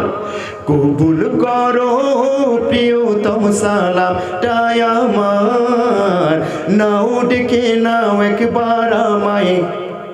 বলুন রওজাতে তোমার। আল্লাহ যেন একবার হলেও রওজা দিদার নসিব করেন, বলুন আমিন। ভাইরা আমার, আল্লাহ নবী মঞ্চে চলে এসেছেন ওই নূরময় চেহারা নিয়ে। মনে আছে হাবিব বিন মালিক ডাক দিয়ে বলে, হাই রে, তাওরাতে যার বর্ণনা আসছে, ইনজিল, জাবুর কিতাব এবং সব ধর্মগ্রন্থে যেই নবীর আগমন বার্তা আসছে, আমি হাবিব বিন মালিক তো দেখতে পাইতেছি সেই মুহাম্মদ নূরময় চেহারা নিয়ে আমার সামনে চলে এসেছে। বলুন সুবহানাল্লাহ। সব কিতাবে আমার নবীর আগমন বার্তা আছে না নাই? কথা বলতে হবে। বেদের ভেতরে আছে না নাই? বেদ আবার 4 প্রকারের আছে না নাই? ঋগ্বেদ, যজুর্বেদ, সামবেদ, অথর্ববেদ। অথর্ববেদের 7 নম্বর অধ্যায়ের 65 নং শ্লোকের ভেতরে অলস্য ইল্লান মিত্রা বরুণ রাজা তস্যাত তিনি প্রসংবদ্ধ হব মিলঙ্ক আল্লাহ রাসূল মুহাম্মাদন বরশ আল্লাহ ইল্লাল্লাহি ইল্লাল্লাহ উত্তম ব্রহ্ম শতধ্যানে ব্যবস্থা মাধ্যম স্ত্রী উপবাজ্য পূজা ধমাধম ওম নমো লেচ্চ গুপ্ত সদন ইতি খ্যাত ষষ্ঠং সহস্র শিষ্য শাখার সমন্বিত নিরিপৈটস্য মহাদেব মুরস্থলে নিবাসে নমো আব্দুল্লাহ ককামে মুহাম্মদ আল্লাহ ইল্লাল্লাহি ইল্লাল্লাহ মুহাম্মাদুর রাসূলুল্লাহ। বলুন সুবহানাল্লাহ। বেদ শুনলেন, বাইবেল শুনবেন না? Old testament, new testament. Old টেস্টামেন্টের 5 নম্বর অধ্যায়ের 18 নম্বর অনুচ্ছেদ সন অফ সলোমনের ভেতরে পাবেন, he it is who had sent his messenger with the guidance and the religion of truth that he might cause it to prevail over all religion and Allah sufficient he has a witness when ungodly people of Paul contaminated and amendment my book must welcome last and final messenger of Lord for clear total crime. বলুন সুবহানাল্লাহ। আবার ফারাসি ধর্মে যাবেন, সেখানেও আপনি পাবেন হিকাম আমিত তাকিম ওই কুল্লু মুহাম্মাদিন জাহাদুদি ওয়া জাহাবাই বাইনা জেরুজালেম। কোরআনে মনে হয় নাই? কথা বলেন। 3 জায়গায় এসেছে, সূরা তাওবা একবার, সূরা ফাতহের ভিতরে একবার, সূরা সফের ভিতরে একবার। হুয়াল্লাযী আরসালা রাসূলাহু বিল হুদা ওয়া দীনিল হক লিইয়ুযহিরাহু আলা দীনি কুল্লি। সত্য ধর্ম সহ আমার নবীকে আমি দিয়ে প্রেরণ করেছি। বলুন সুবহানাল্লাহ। এবার বলেন হাবিব বিন মালিক এই বর্ণনা জানে কি জানে না? কথা বলে না, জানে কি জানে না? এবার ডাক দিয়ে বলে, ইয়া রাসূল, আপনি কি আল্লাহর পয়গম্বর? আল্লাহর নবী বলে, আমি পয়গম্বর নবুয়তি দাবি করি না রে হাবিব বিন মালিক। দয়াময় আল্লাহ সৃষ্টির প্রথমে বিশ্বসভার সভাপতি করে আমাকে নবুয়তি দিয়ে সৃষ্টি করেছে। এবার হাবিব বিন মালিক দাঁড়িয়ে গেছেন, বলে ইয়া রাসূলুল্লাহ, আজকে যদি এই স্বর্ণের চেয়ারে একজন মানুষ আসমানের নিচে জমিনের উপরে বসার যোগ্যতা অর্জন করে, সেটি আপনি মুহাম্মদ ছাড়া আর কেউ নয়। আপনার সামনে বসে আমি বেয়াদবি করে আল্লাহর স্বর্গ আমি হারাম করতে চাই না, অতএব আপনি দ্রুত এই স্বর্ণের চেয়ারে বসুন। এটা বলে আমার আপনার নবীকে হাবিব বিন মালিক জোর করে ওই স্বর্ণের চেয়ারটাই বসিয়ে দিয়েছি। এবার আবু জাহেল বসে আছে রৌপ্যের চেয়ারে, স্বর্ণের চেয়ার থেকে যদি আন্তর্জাতিক অপরাধ ট্রাইব্যুনাল দাঁড়িয়ে যায়, তাহলে কি আবু জাহেল আর দাঁড়িয়ে থাকতে পারে, বসে থাকতে পারে? সে দাঁড়িয়ে বলে স্যার আপনি বসেন। গ্রাম বাংলায় বলে বসতে বলতে দেরি হয়েছে, কিন্তু বসতে দেরি হয় নাই, ঠাপাস করে বসে পড়েছে। সুবহানাল্লাহ কয় না? গ্রাম বাংলায় কি বলে? ঠাপাস করে বসে পড়েছে। এবার দাঁড়িয়ে আছে কি? ও কি ভেবেছিল প্রথমে? কুরআনের দাওয়াত দাও, কুরআন দিয়ে তুমি ব্রেন ওয়াশ করে জান্নাতে নিতে চাও, আর বাপ দাদার ক্ষমতার চেয়ার নষ্ট করবা? তোমাকে দাঁড় করি আমি ৭২,০০০-এর সামনে অপমান করব। এবার বলুন তো এই কৌশলটা অবলম্বন করে এবার দাঁড়িয়ে দিয়েছে কাকে? কাকে দাঁড়িয়ে দিয়েছে? আরে ভাই কুরআনের কাছে আসুন, জিরো থেকে হিরো বানিয়ে দিবে। কুরআনের বিরোধিতা করবে আবু জাহেল, আবু লাহাব, ফেরাউন, নমরুদের মতো চিল্লতির সাথে দুনিয়া থেকে বিদায় নিতে হবে, ঠিক কিনা বলো? আল্লাহ কুরআনের জন্য আমাদেরকে কবুল করুন, বলুন আমিন। মুসলমান জাতি কখনো ভয় পায় না। আমরা তো সেই জাতি যারা আগুনের স্ফুলিঙ্গ ভেদ করে সাগরের উত্তাল তরঙ্গমালা পাড়ি দিয়ে পৃথিবীর দিক দিগন্তে এই কোরআনের রাজ কায়েমের সংগ্রাম চালিয়েছি, ঠিক কিনা বলেন? আমরা সেই জাতি বদর, উহুদ, খাইবার, খন্দকের চিপায় চাপাই সাথী ভাইদের লাশ ফেলে এসেছি, তবুও কোরআনের আন্দোলন থেকে চুল পরিমাণও পদচ্যুত করা যায় নাই, ঠিক কিনা বলেন? সেই কোরআনের জন্য, বিশ্বনবীর আদর্শ বাস্তবায়নের জন্য, বিশ্বনবীর সম্মান গোটা জগৎ রক্ষার জন্য যদি আরেকবার জীবন দিতে হয়, রক্ত দিতে হয়, একতাবদ্ধ হতে হয়, কে কে রাজি আছো? তুই হাত তুলে আল্লাহকে দেখাও।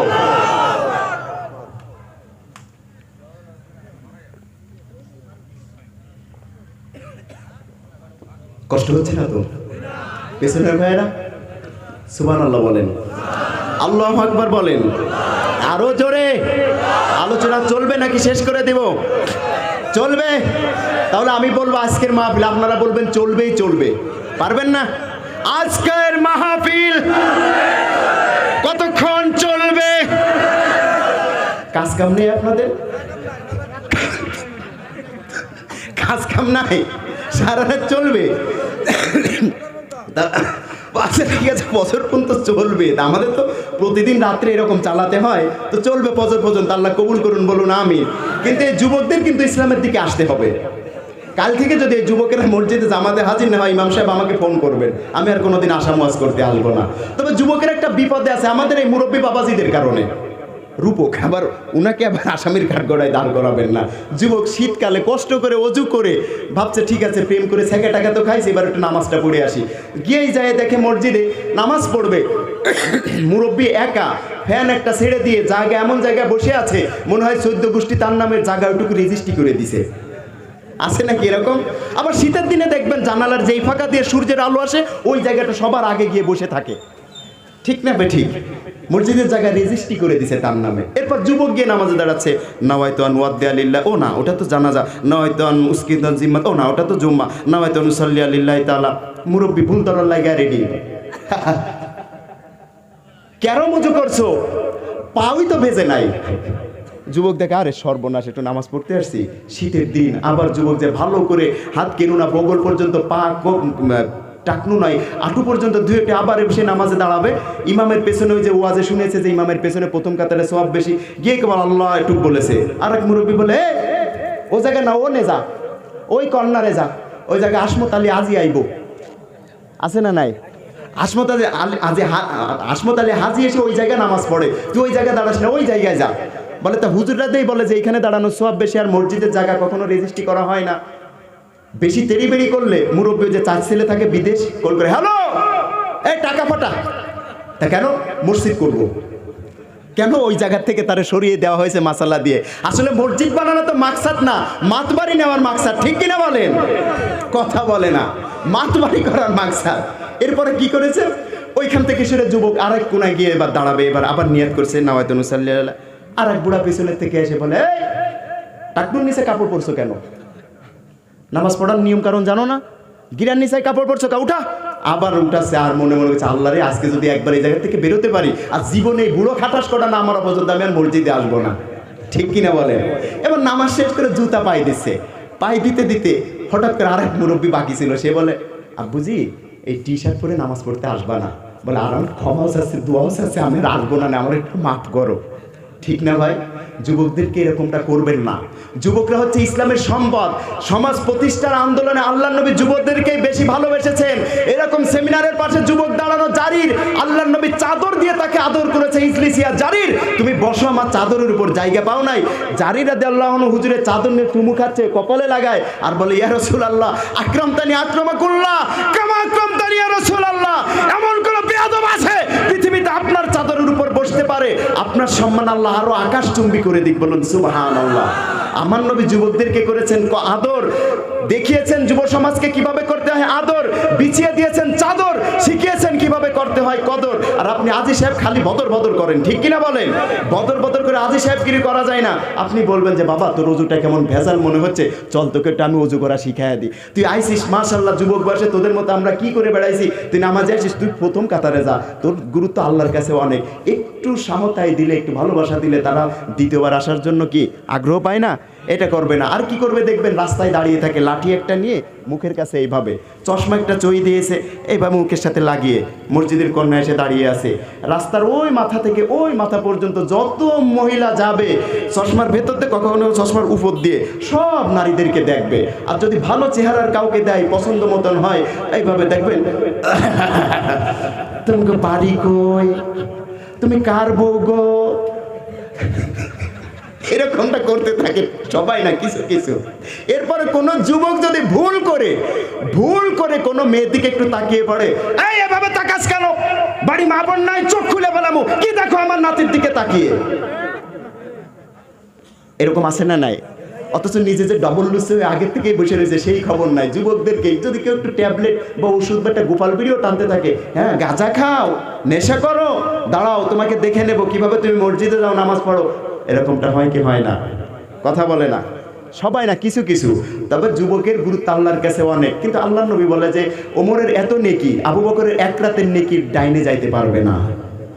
তিনি কে? মুরব্বী, পুরনো চাইলে ভাতে বলে, ঠিক না? যাই হোক, আল্লাহ আমাদের যুবক ভাইদেরকে কবুল করুন, বলুন আমিন। আর একটু জোরে বলুন আমিন। আমার মুরব্বী বাবাজিদেরকে কবুল করুন, বলুন আমিন। মা বোনদেরকে কবুল করুন, বলুন আমিন। তাহলে প্রশ্ন হবে কয়টা? কথা বলেন। একটা শরিয়াতি প্রশ্ন, একটা মারিফাতি প্রশ্ন, একটা আধ্যাত্মিক প্রশ্ন। এবার হাবিব বিন মালিক বলে ইয়া রাসূলুল্লাহ, আমার তিনটি প্রশ্নের উত্তর যদি দিতে পারেন তাহলে আমি। হাবিব বিন মালিক শুধু একাই নয়, আমার 12,000 সেনা সদস্য নিয়ে কালেমা পড়ে ইসলাম গ্রহণ করব, বলুন সুবহানাল্লাহ। এবার বলেন আমার নবী কি তিনটি প্রশ্নের উত্তর দিতে পারবে কি পারবে না? কথা বলে না, পারবে কি পারবে না? কারণ গ্যালিলিওর চিন্তা যেখানে শেষ আমার নবীর চিন্তা সেখানে শুরু, আইনস্টাইনের চিন্তা যেখানে শেষ আমার নবীর চিন্তা সেখানে শুরু, এবং স্টিফেন হকিংয়ের চিন্তা যেখানে শেষ আমার নবীর চিন্তা সেখানে শুরু। আমার নবী বিজ্ঞানীদের বিজ্ঞানী। আপনার আমার সর্বোচ্চ ডিগ্রিধারী বিশ্ববিদ্যালয় হচ্ছে অক্সফোর্ড বিশ্ববিদ্যালয়, আরেকটা ক্যামব্রিজ বিশ্ববিদ্যালয়। কিন্তু আমার আপনার নবীর বিশ্ববিদ্যালয় আল্লাহর আরশ, ঠিক কিনা বলেন? ওই আরশের মালিক আল্লাহ তাকে স্কলারশিপ দিয়ে পাঠিয়েছেন। 3টি নয়, 3 লক্ষ নয়। আল্লাহর নবী বলে তুমি সারা রাত প্রশ্ন করবে, আমি নবী আল্লাহর দয়ায় সব প্রশ্নের উত্তর দিতে পারবো। বরং আমি নবী যদি তোমাকে প্রশ্ন করি, তোমাদের জগতে উত্তর দেওয়ার কোনো যোগ্যতা নাই। বলুন লা ইলাহা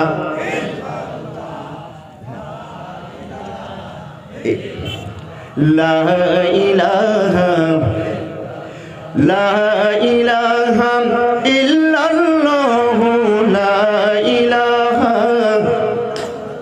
মুহাম্মাদুর রাসূলুল্লাহ।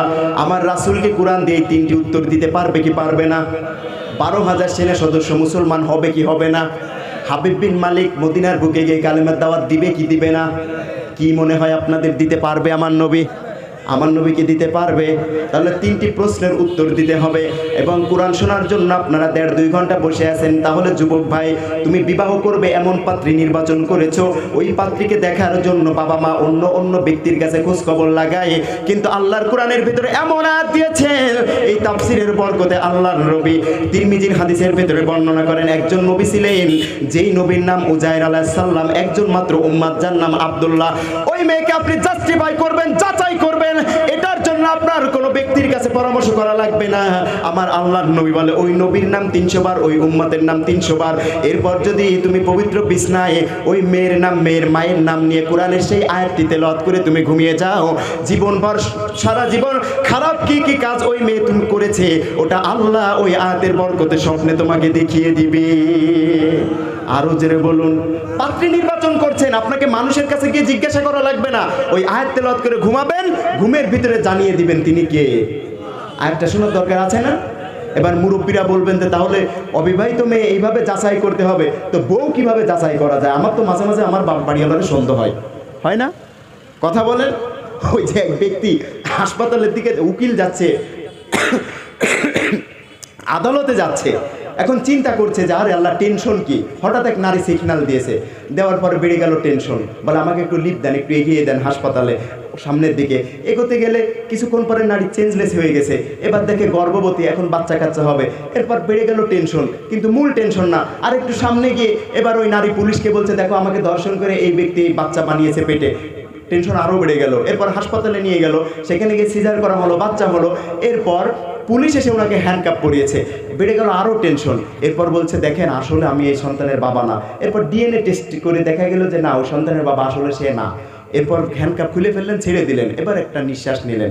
আর ডাক্তার বললেন এই শুধু ডিএনএ, এই সন্তানের বাবা তো দূরের কথা, জীবনে বাবাই হতে পারবে না, জীবনে বাবা হতে পারবে না, এর ডিএনএ বা শুক্রাণু দিয়ে বাচ্চা হবে না। তখন একটা নিঃশ্বাস নিলেন, মানে আজকের মতো বেঁচে গেছি, ঠিক না? আবার গিয়ে প্রাইভেট কার গাড়িতে বসলেন, হুইল ধরে কেবল স্টার্টিংয়ে বসে গাড়ি রানিং করলেন।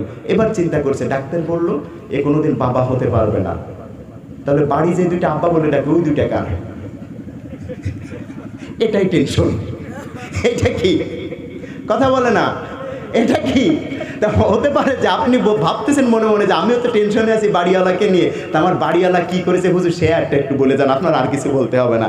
আপনি ডাবল হাদিয়া দিল, ওই আয়াত আমি কোনোদিন বলবো না, ওই আয়াত বলবো না। তাহলে আগামীর থেকে ট্রেনে নামলেই মহিলারা ওইখান থেকে গিয়ে আমাকে আবার বিদায় করে দিবে, আর আজকেও না খেয়ে আবার যাওয়া লাগতে পারে, ঠিক কিনা? মা বোনরা বলবে তুমি ওয়াজার পাও না, ওই আয়াত এসে মুসাল্লিদের শিখাইতে। তবে তাদের জন্য একটা আয়াত আছে। আপনি বাড়ি থেকে কলকাতা যাবেন, আসাম রাজ্যে ঘুরতেছেন বা বিদেশে যাচ্ছেন, 1 দিন 2 দিন 40 দিন বা 6 মাস বা 6 বছর বাইরে থাকবেন, কিন্তু স্ত্রীকে কি করে রাখবেন? ওই আয়াত পড়ে পেটে হাত দিয়ে একটা দম করে চলে যাবেন। কোরআনের এমন একটি আয়াত, তিরমিজির বর্ণনা, আমার বর্ণনা নয়, রাসূল বলেছেন, ওই আয়াতটি তেলাওয়াত করে আপনি পেটে একটা ফু দিবেন, ফু দিয়ে চলে যাবেন, 70,000 ফেরেশতা দিয়ে আপনার স্ত্রীর সতীত্ব রক্ষা করবেন আল্লাহ। কেউ আপনার স্ত্রীর ইজ্জত নিয়ে ছিনিমিনি খেলতে পারবে না, বলুন সুবহানাল্লাহ। তাহলে বিবাহিতদের জন্য এই আয়াত, অবিবাহিতদের জন্য ওই আয়াত জাস্টিফাই করা, মেয়ে তদন্ত করা, এই দুটো শুনবেন না ইনশাআল্লাহ? তাহলে তো শেষ পর্যন্ত থাকতে হবে। আর এখানে প্রশ্ন বাকি আছে কয়টি? কথা বলেন। একটি শরিয়াতি প্রশ্ন, একটি তরিকাতি প্রশ্ন, একটা আধ্যাত্মিক প্রশ্ন। ভাইরা আমার, আগামী বছর এমন সুন্দর জলসা হোক, আপনারা চান কি চান না? কথা বলেন, চান কি চান না? আল্লাহর নবী তাবুকের প্রান্তরে যাবেন, সবাইকে বলে টাকা পয়সা গহনা গাটি যা আছে আমার সামনে নিয়ে আসো। সবাই আনলেন, আবু বকর আনলেন ছোট্ট একটা থলে, আল্লাহর নবী ওর উপরে ঢেলে দিলেন। এবার বলেন সবার চাইতে আবু বকরের দানটি সবচাইতে বেশি, আল্লাহর কাছে পছন্দনীয় হয়েছে। বলে কেন? বলে ওমর তুমি কতটুকু আনেছো? বলে 3 ভাগের 2 ভাগ। কেউ বলেছেন অর্ধেক, কেউ বলেছেন 10 ভাগের 1 ভাগ। আবু বকর বলে 10 ভাগের 1 ভাগ, 3 ভাগের 1 ভাগ নয়, আমার ঘরে আল্লাহ আল্লাহর রাসূলের ভালোবাসা ব্যতীত আর কিছুই জাগতিক সম্পদ নাই, সব আমার নবীর রাহে উৎসর্গ করেছি, বলুন সুবহানাল্লাহ। ও মুসলমান, আগামী বছর এই জলসা হবে, কমিটি সব খরচা বহন করতে কষ্ট হয়ে যাবে। আমি 10টা হাত আশরায়ে মুবাশশারার কাতারে কারা আছেন দেখতে চাই। হুজুর আমার বাবা মারা গেছে, মা মারা গেছে, আমার বাবাকে কবরে যেন আল্লাহ জান্নাতে আবু বকরের মতো বন্ধু দান করেন। আমি 5,000, 10,000, 15,000, 2,000, 1,000 টাকা দিয়ে এই জলসা আগামী বছর হবে, এর জন্য আল্লাহ আমাকে কবুল করুন, আমার বাবাকে মাফ করুন। এক ভাইকে দেখতে চাই, বাবা প্রেমিক সন্তান, একটা হাত দেখতে চাই। 10টা হাত উঁচু করতে বলবো, যে 5,000, 10,000, 2,000, 1,000 দিয়ে আমি আমার বাবার নামে 1,000 টাকা এই জলসায় দান করলাম, বা 5,000 টাকা দান করলাম, আবু বকরের কাতারে থাকার জন্য এত টাকা আমি দান করলাম, এরকম একজন হাত তোলেন। দেখি প্রথমে আল্লাহ কাকে কবুল করে। জিকির হবে লা ইলাহা, একটা হাত দেখতে চাই, গজল হবে, হাত উঠান, 10টা হাত দেখবো। মাশাআল্লাহ, নারায়ে তাকবীর, আল্লাহু আকবার বলেন, নারায়ে তাকবীর। নাম কি আপনার? নাম কি? হাফিজ উদ্দিন। কত টাকা লিখবো? আচ্ছা আচ্ছা, ঠিক আছে, নাম লেখেন। বলুন আর কে আছেন দ্বিতীয় নাম্বারে? হাত তোলেন। 5,000, 1,000, 2,000 আল্লাহ আমার বাবার জন্য, আমার মায়ের জন্য আমি দান করব, এমন কে আছে? কই মাইক অপারেটর কই? মাইক অপারেটর ভাই ভেতরে আসেন। আরেকজন হাত তোলেন। আরে ভাই টাকা দেন না দেন তা চলে যাচ্ছেন কেন? টাকা দেওয়া লাগবে না, বসেন। কই নেই কেউ? 1,000, 2,000, 5,000 যে যা পারেন হাত তোলেন। এতক্ষণ জলসা করলাম, আল্লাহ রাসূলের প্রেম এতটুকু হয়েছে নাকি আমাদের মনে? একটু হাত তোলেন, 2-1 জন হাত তোলেন। আছেন কেউ পেছনে? মা বোনদের প্যান্ডেল থেকে কেউ কেউ লেখাইতে পারেন প্রথম নাম্বারে কে থাকতে চান আবু বকরের কাতারে? মাইক অপারেটর ভাই দ্রুত আপনি ভেতরে আসেন। কে আছেন? একজন ভাই হাত তোলেন। 1,000 দিল।